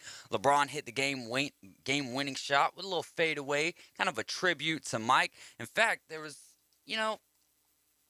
lately, LeBron has been saying things. Or maybe there's just things that I'm researching more that I'm like, man, like this guy is not as self-centered as maybe we all think, or maybe I think. And I'm not trying to say that LeBron is self-centered. Obviously, look at what the dude does for communities and stuff like that. Just when someone gives their nickname the King and just kind of the connection with Michael Jordan, and what I mean by connection is chasing the ghost, really. So LeBron came out and said something that I was just like, wow, I would have never expected in a million years LeBron to be the one saying that. Let's see if our internet will work for us. I did not want to lose the opportunity to shake the man's hand that inspired me throughout my childhood. haven't had much dialogue with him in my 20 years or 19 years in this business. But part of me wouldn't be here without MJ's inspiration. I always wanted to be like him growing up. You know, it's crazy that the game-winning shot tonight was a fadeaway, and it was inspired by MJ. You know, the way he wore his shoes, the way he wore his uniform. I mean, all the way down to like some of the cars that he drove. How much he inspired me, and I didn't want to waste that opportunity because we're just not in the same building a lot, and haven't been in the same building a lot throughout my career, and you know, it meant something to me. That's pretty cool. Pretty cool stuff there. So what do you think? What do you guys think here? Steph hitting the All-Star game record with 3-pointers last night, 16 threes, 50 points. He was 2 points away from the record Anthony Davis set a few years back in the All-Star game. Steph is just out of his mind. It's like, oh, I'm not going to play in the three-point competition. I'll make more real threes than you guys do in the three-point competition, which I had a lot of fun with the three-point competition the other night. So what'd you take away from the game, Boston Sim? Well, it's an entertaining game. At least they're trying to, you know, man, there's no defense. It's not entertaining. I'm lying to you guys. It has been slowly dying year after year. What about the fourth quarter, though? Just the fourth quarter. Did it ramp up enough for you there? Right, but not because the game is getting better, but because they're trying to do, you know, get a little bit more attention for themselves. That's really all it's coming down to. It's not that they're playing good basketball by any means. But, you know, if you're going to allow Curry to take 26 shots or 27 shots to see if he can make 16 three-pointers, you know, not a single one of those were defended, and you think that's interesting, it's interesting. Good. I didn't watch any of the All-Star game. I watched the Daytona and then... I was more impressed by Joel Embiid, who performed exactly how he performs all the time. He dominated on the boards. He shot relatively well. He was 36 and 10, and I think he was like 71% from the field. I mean, I'd prefer to watch that. What about I read something today, but I didn't see it. Garnett snubbing Ray Allen. Did you hear about that? No. You know, they've got a long time feud. I mean, Garnett got upset when Allen left the Celtics and went to he went to Cleveland. Did he go to Miami? He went to be with LeBron. That's right. But apparently they were talking about earlier that he snubbed. He walked by Garnett, and Garnett just wouldn't even look at him, wouldn't acknowledge him. Or they're still. Did he grab him? No, there was no. Did he stop him? Did he stop him? Because I mean, I just don't know whose side you're on. Then he's got to defend himself. If he stopped him, he's got to defend himself. Yeah. Because if you get stopped, you have to strike out. No, strike first, strike fast. Isn't that right, Tim? Did you just touch me? No. I swear on everything right now. So even that kind of a touch. And I sat over here to keep you in between us. I was quiet over here, had nothing to do with the conversation. I just want to walk in my own lane. And he wants to bring me into the conversation, a heated conversation I had nothing to do with, and he did so by grabbing my arm. If it weren't ageism, things would have happened in here. So you're not supposed to hit him. You're supposed to hit me because I was standing by him. Well, if you would have tried to get in between us, you probably got a handshake across the face. I don't think that guy was trying to get in between anything. So strike first, strike fast. The skill competition though was pretty cool. Cavs ended up winning that. You had the Rooks. Man, that kid Josh Giddey he's fun to watch. He can shoot. He's got the skills. Think he set the record of triple doubles. The youngest kid to hit triple doubles. Karl Anthony Towns with the three-point contest, winning with the final round of 28. What did you think of the skill competition first, Boston Sam? I mean, I think it was the most exciting part of the weekend. You know, I enjoyed the team portion of it. I enjoyed how they separated it a little bit. They extended it. I enjoyed the new innovations on, I guess you would call it the course, the obstacle course, the actuators that moved the defending boards back and forth. I think it would be really interesting if they continued to increase the difficulty of those and just make it a little bit harder for the players, maybe add some moving arms, things like that, whatever. But just, they're continuing to ramp it up every year, and I think this year's been the best one so far. Yeah, it has been. There was a team format to it, and then not only that, you've got the shooting, the passing, and then kind of like the overall skill challenge. So I thought it was awesome, and it was cool seeing the Antetokounmpo brothers try together. You saw Giannis and his second brother, I can't remember his name right, Alex. And both of those guys, so how you would start that out is there's a 5-point shot that they called the Damian Lillard line, and you would go shoot that. Then you had a 4-point in the corner, 3-pointer that was it at the key or was it in the? It was 3 at the key. Yeah, 3 at the key, and then you had a 2 right there at the elbow. Right. So really cool. I just love the team format and thought it was one that was kind of fast-paced, and then you got a comeback because once they got into the championship, then it was down to half-court shots. Right? So the Rooks get up there, and they hit it, I believe, within 9 seconds. I can't remember who it was that put it in, but they got it within 9 seconds. So the Cavs, all 3 of the guys could shoot one shot at a time, and they had to hit a half-court shot within 9 seconds. And then it wasn't Darius Garland because he was shooting hot. It was Evan Mobley, like with 4.5 seconds left, just boom. Or it was their second shot. I feel like it was their second shot. Yeah, Evan Mobley just knocks it down, and the Cavs win in their home court. I thought that was a great event. Would love to see that one again. Obi Toppin wins one of the worst dunk contests I've ever laid eyes upon. I thought Obi did good. The other guys were just not very entertaining. They brought entertaining aspects of it, but I just feel like the whole point of the contest is to dunk, and they weren't doing that. So that was really tough. You had some thoughts on LeBron, and he was kind of taking shots in a sense. But really, he was just talking up Sam Presti with the Oklahoma City Thunder. What was your thoughts on that? Right, and that's, and of course, I look too far into certain things, and this may be one of those things. But, over the course of the last couple of years, you hear a lot of talk from LeBron about his desire to play his last season with his son, right? And we watch his son play. He is not the same player that LeBron is. Bronny's a good basketball player, and through media and through highlights, reels, he looks like he could probably be a decent D1 player. But the possibility of him being drafted high, unless he really builds his game in these next 2 years, is unlikely, especially in the time frame in which LeBron will still be able to play with him. So in my eyes, he's putting these verbal subliminal messages out there in an attempt to get Sam, who is the general manager of OKC, by telling him, you draft so well, get on his good side, really pep up his ego, make his pride boisterous, and let him know that he appreciates all of the good things in drafting that he does, in hopes that in the future he'll draft Bronny, his son, early enough, and while he's still young enough, to bring him in and have James come over there and play with him. Did you just dream all this stuff up in your sleep last night, or what?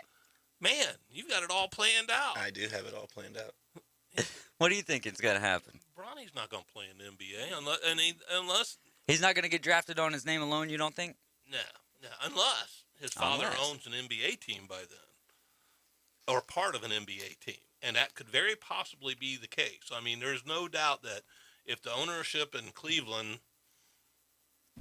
if he said he went to them and said, "Hey, I'd like to be a part owner in the team," they would be stupid not to take him on as like a 20-30% of the team. And then he's got a say in who they draft and everything else. And I'm just saying, that's the only, but, talking to one general manager, sleeping over on here, come on. Hey, he's just connecting dots, man. Hey, just connecting dots. No, he's creating dots. Nobody's connected them yet. You'll see. What do you think, You heard it here first.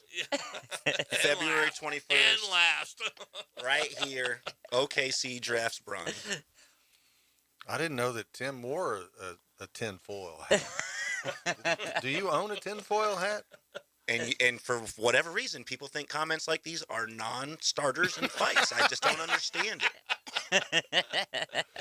I mean, I think that's the difference between Texas and Boston. I'll tell you that right now. I don't think we need a handshake line after the show. Probably a good idea. I tell you what, if old school grabs my arm when I'm leaving today, y'all better call somebody else into work tomorrow. Yeah. Hands. Strike first, strike fast. Be the first one to jail. No mercy. I think that as we all do, as we get older, you begin to look Don't back. look at me. I'm looking at you. You're like his mirror. God, I hope not. Me too. I don't want to look like that. Please tell me I don't look like that. You don't think. Thank you. Thank you. I think as you get older, you have a tendency to look back on your life, or you look back and you go, man, there's all of these people, different positions of life that can have an impact on you as a young person coming up. And, he was thanking Michael. He was thanking everybody he could think of, and he ran out of people to thank. So then it was, I know I can thank the guy that's the GM at the Oklahoma City Thunder. OKC Thunder. Yeah, you think it's more probable that he just thought he ran out of people to thank? I think that's. Wait a minute. Then That he's guy who drafted planting a little Durant. bug about drafting his son. It's plausible, not feasible. You know what would be The cool? whole point is Bronny's not gonna. He's got to be good enough to be drafted, and I'm not sure that he is. I disagree with you. I agree with you. That he'll just get drafted just off of his name alone. Yeah. There's who comes with him? LeBron does. Absolutely. It will not be a high draft pick. No, I agree. Yeah. What if? All right, so since we're connecting these speculative dots, what if LeBron said what he said about Michael Jordan to go ahead and put it on his radar? Like, look, you were a hero of mine. How about you drop Bronny? He didn't say anything about it. He didn't say anything about his drafting abilities and blow up his head like that. He did the normal anything anybody ever would say about Michael Jordan. When was the last time somebody in the NBA said Sam Presti in a news conference? I had to Google him when you told me about it. Tell me the last time somebody brought up that name. He said something about Sam Presti. I'm like, so I go Google and I'm like, what's that got to do with the Oklahoma City Thunder? And then he starts, I'm like, I guess, you never say never, right? Well, there's 31 other GMs out there.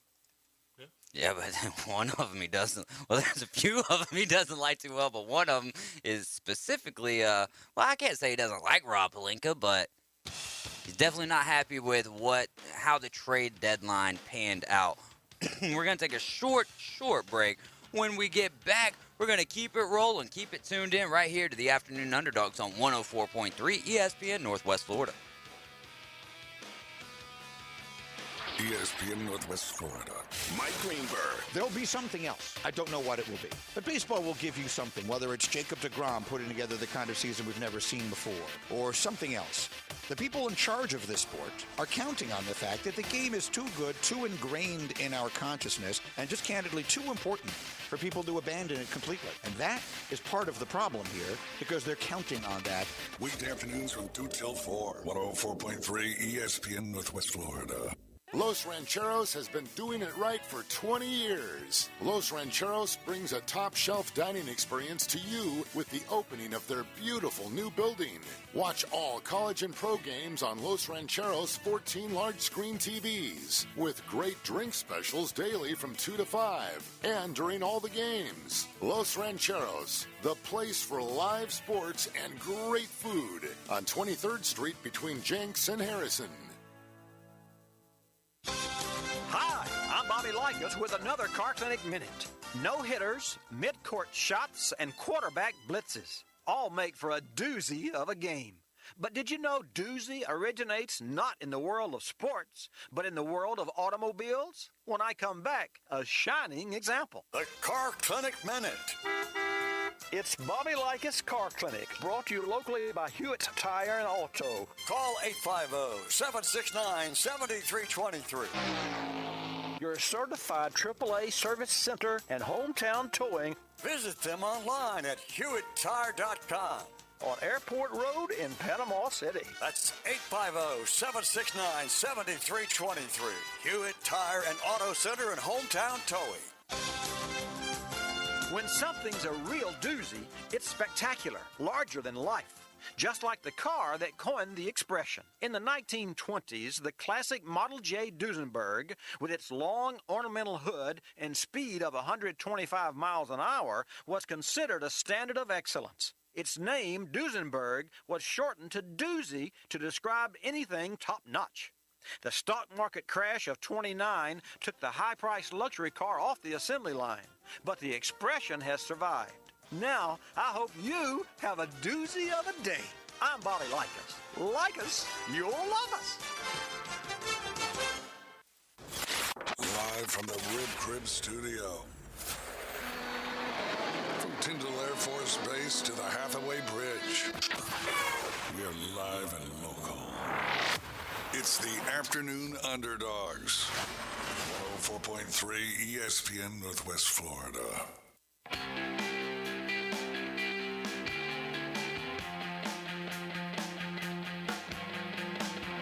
Well, oh yeah, the intro is Sir Claps a lot.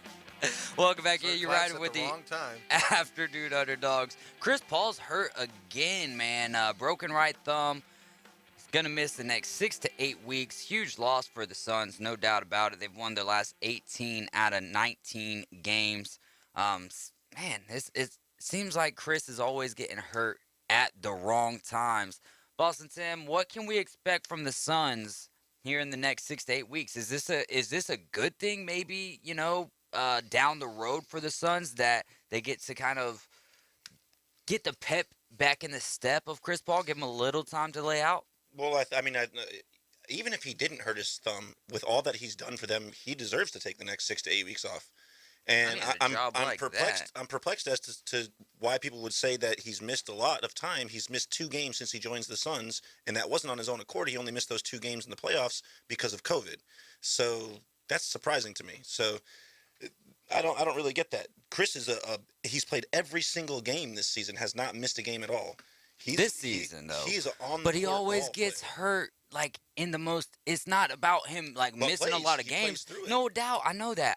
What I said was he gets hurt at the most inopportune times. Like, it seems like to be the worst times. I feel like he's kind of like an Allen Iverson.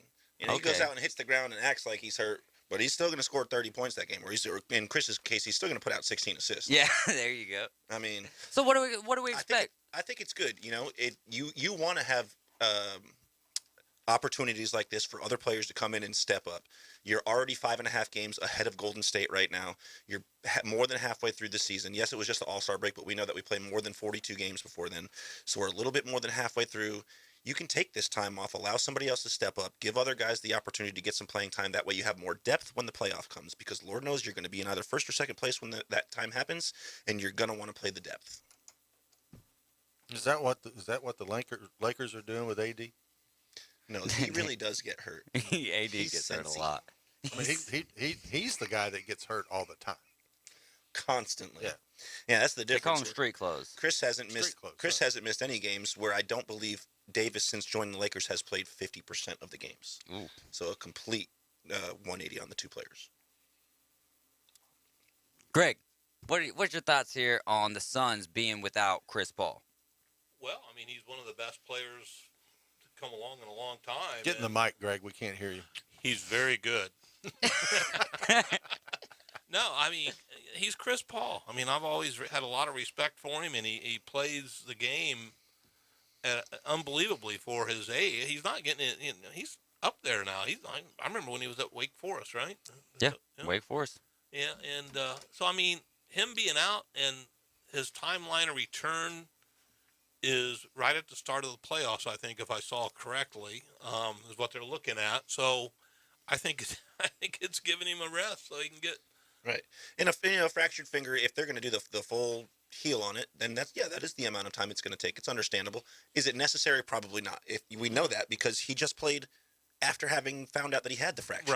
Right. And yes, it was limited time, but that doesn't matter. Having him on the court makes a big difference. So I'm with you. I think 7 weeks left of the season. They're saying 6 to 8 weeks, so he could potentially, having a full healing amount of time, be back right at the beginning of the playoffs. He'll be feeling much better 3 or 4 days before the playoffs start. Do you think this is kind of a James Harden type injury where they just want him to sit down and rest for a while?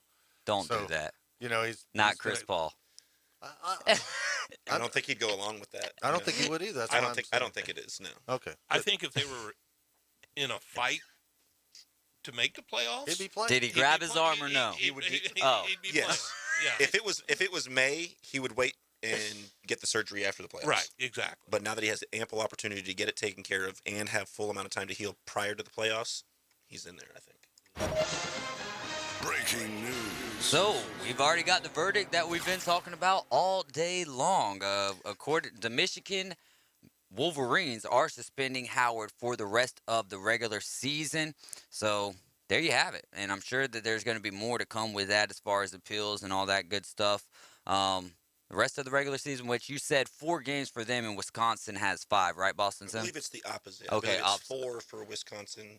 4 for Wisconsin and then 5 for Michigan. Either way, he's going to be missing 4 to 5 games. And like I said, I wouldn't have blinked an eye if they would have suspended him for the duration of the year, regular and postseason. I also wouldn't have really, I don't know. I think that you had to do something more than a game or two. Now, if they appeal it and bring it back to 2 games or whatever it may be, I don't think that's going to break my heart or anything. Now I think that it's got to be more for Howard and less for Card. I don't think that it should be an even I question suspension. whether or not the Big Ten and or, as we were saying earlier, the NCAA can impose more? They compound on top? That's a good question. Because for me, like I was saying earlier, I would think that you would want to go through the Big Ten tournament as well, because you don't really want him to be suspended for those 5 games. And then the only conversation in the Big Ten coming back is welcome back, Juwan, from your fist fight, right? Or your graceful handshake. Well, so for me, I would assume that the Big Ten's also going to step in and compound an additional it'll have set to be of the games. Big Ten, like you guys said earlier. I mean, the NCAA is in such shambles right now. They're not going to make any rulings on anything, and afraid of a lawsuit. You know, that really is. But I mean, then again, and I'll let you get to it, old school. How big would those fireworks be? Because outside of the Big Ten tournament, you can't guarantee that Michigan and Wisconsin are going to play each other again.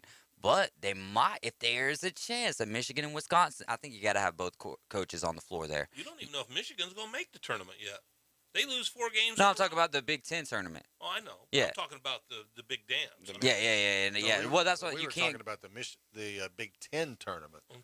Because we're assuming it's in Indianapolis. Stay with us, Greg, please. We're lost 40 minutes in. Yeah. Isn't that crazy? He's already gone. We had 6 months to prepare. The point is that if he's only going to be suspended through the remainder of this particular season, then his first time back would be in the Big Ten Conference, which is going to dominate, and they don't want that. I'm in total agreement with you, Tim. I think there will be an additional. Well, let me ask the Big Ten will say, hey, Michigan, we like what you've done, but we're going to go just a little bit further. Is the Big Ten Conference, it's not considered part of the regular season, is it? No. I mean, the tournament? No, but that's what they're saying. That's what they're saying is that the Big Ten will jump in and lengthen the suspension, impose their will, in a sense, to keep that storyline from dominating the Big Ten Conference Championship. Yeah. That's my thought process for sure. I think that it would be better. Okay, let's work on that term better. 14 and 11. I mean, they got a tough road ahead of them. They really do. They got number 12 Illinois, number 19 Michigan State, Iowa, Rutgers, and I didn't see the Rutgers, man. The first thing I saw was the numbers. But why doesn't Rutgers have a number beside their name yet? After I was just going to say they're playing 3 ranked teams, and the other 2 teams that they're not playing that they are playing that are not ranked have knocked off. Both of them have knocked off multiple ranked teams in the last 2 weeks. Iowa and Rutgers. How about Auburn going down again to Florida?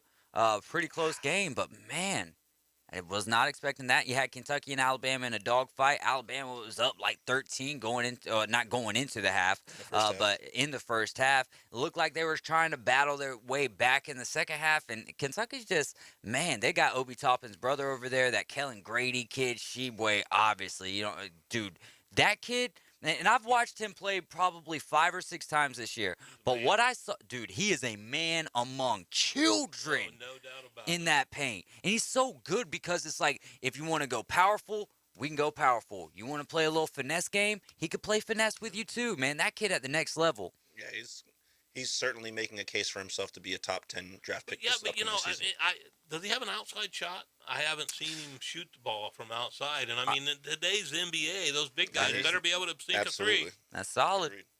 That's a real good one. What else was going on this weekend? There wasn't a whole lot. I mean, there was some great college baseball and college softball on. Jacques Neiman.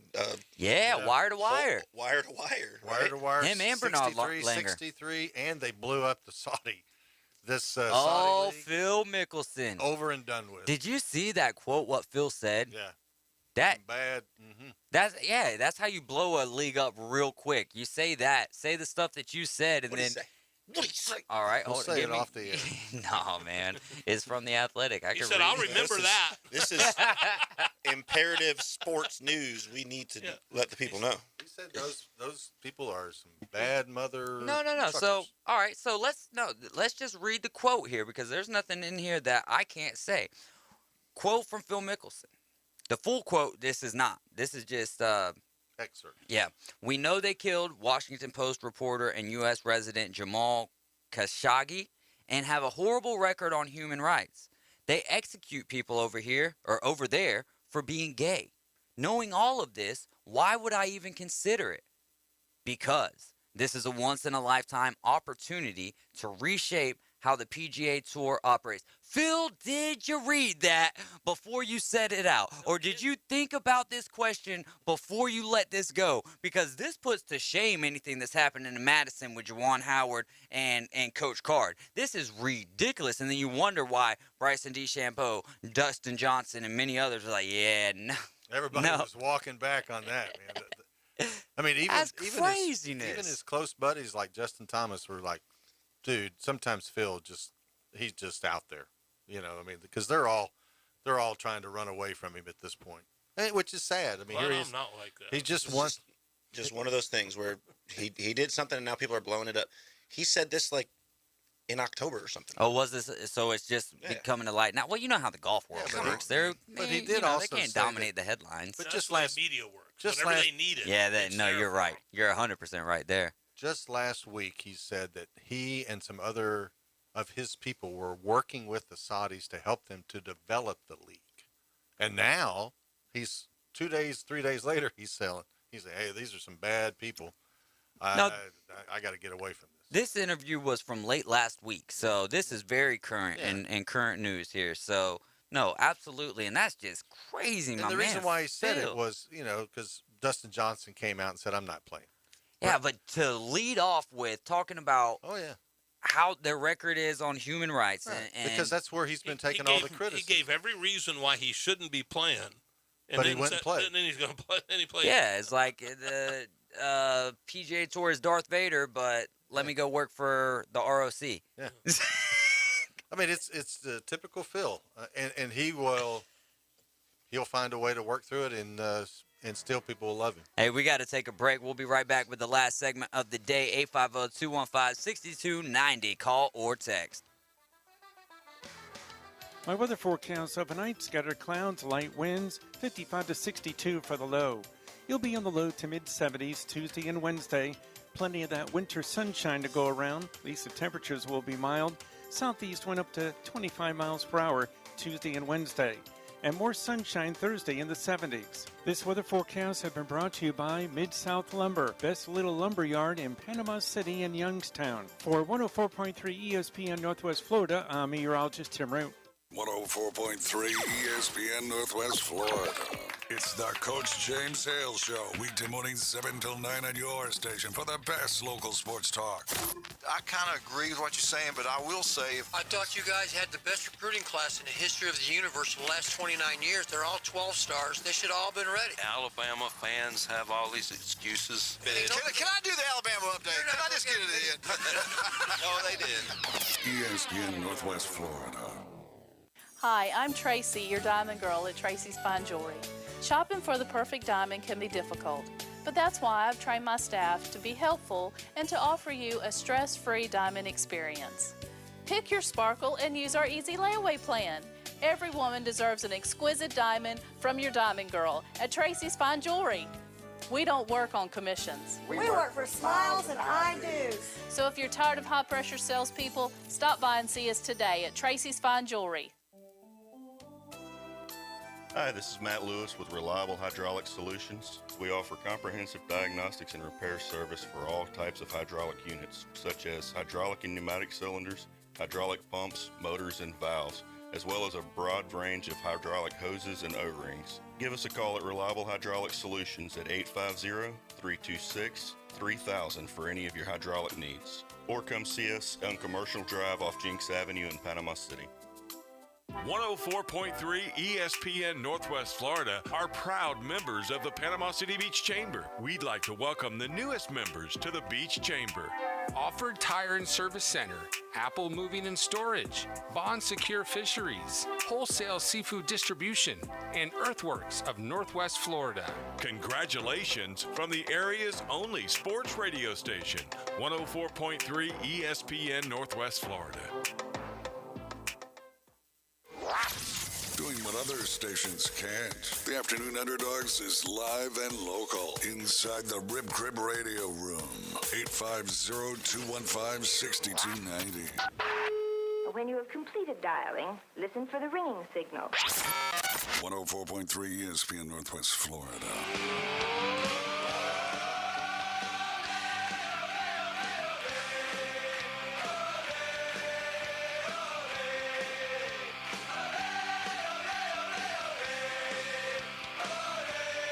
Welcome back in, man. I remember a summer camp we used to go to in North Carolina. I think it was called the Wilds or whatever, and we would have.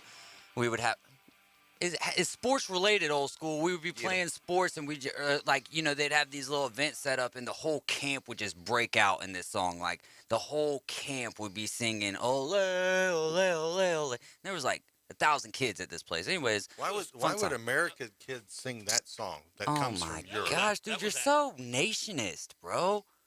Like one love, brother. That was that camp. I don't get any. It was a Christian camp, buddy. That doesn't. All right. Anyways, so let's get into the high school spotlight. So we had some 4A regional final high school basketball girls side of things. Bishop Kenny gets the edge over the Rutherford Rams, but what a fantastic season by the Rutherford Rams. They go down 62-50, but hopefully they'll have a great season next year. High school soccer on the girls side of things, Bishop Moore takes down South Walton in the 4A state semifinal 2-0. And then big news for our Arnold Marlins, who are headed back, you heard me, back to the state championship after a 6-1 rout of River Ridge. So way to go, Brandon Masker and all of the Arnold Marlins. Y'all keep it going, Coach Hammond, as well. We had a wrestling tournament. Old school, you want to get to that? I got it right here. This is girls 1A Region 1 Wrestling State Qualifying. In the 100 pounds, we have Valerie Solaria of Mosley in first place. Cameron Easter in... No, Kaylee Easter. It says Cameron here. Oh, okay, never mind. You're up. You're still in the 100 pounds. All right, gotcha. Cameron Easter from Weewahitchka. From Weewahitchka got fourth. In the 130 pounds, we have Kaylin Easter from Weewahitchka, and she finished first in the 130 pounds. 145 pounds, Savannah Pitts of Mosley finished third, and in the 170 pounds, Henley Hayes. We've had Henley here in our studio. She's an awesome young lady, and she finished first. Way to go, Boston Sim, JUCO basketball. We got JUCO men's basketball, and the Gulf Coast was taken down 85-77 by Tallahassee in Northwest Florida. Put a shellacking on Pensacola, 80-52. That was a shellac. We were about 2 points away from a shellacking. And then JUCO women's basketball, Gulf Coast went into Tallahassee and got a victory, 74-65. And then we had Northwest Florida host Pensacola again with another victory, 71-61. Keep on going. Yeah, we got JUCO baseball after that. We had Northwest Florida beat Miami-Dade 5-1. We had Coastal Alabama East lose with a real shellacking by Gulf Coast 15-1 in the baseball game. That is a double shellacking. Yeah. Columbia State went into Chipola and lost 8-2. We had JUCO softball after that. Northwest Florida with a shutout 12-0 over Shelton State. Louisiana State Eunice lost to Northwest Florida 11-10 in a nail biter. We had Wallace State 8-0 with a shutout over Gulf Coast, and we finished it up with Jones College, a loss 3-2 over Gulf Coast. Great stuff there from the weekend right here in Northwest Florida. And, man, I wish I could go over this whole entire St. Pete Clearwater Invitational. But the final game last night, Florida State, UCLA, top 10 teams, extra innings, giving you everything that you want from softball. Man, I swear this is one of the best sports. I can't wait for this to be at a professional level. You guys watched the NBA All-Star game? No. I watched college softball. I didn't have the All-Star game on. I had the All-Star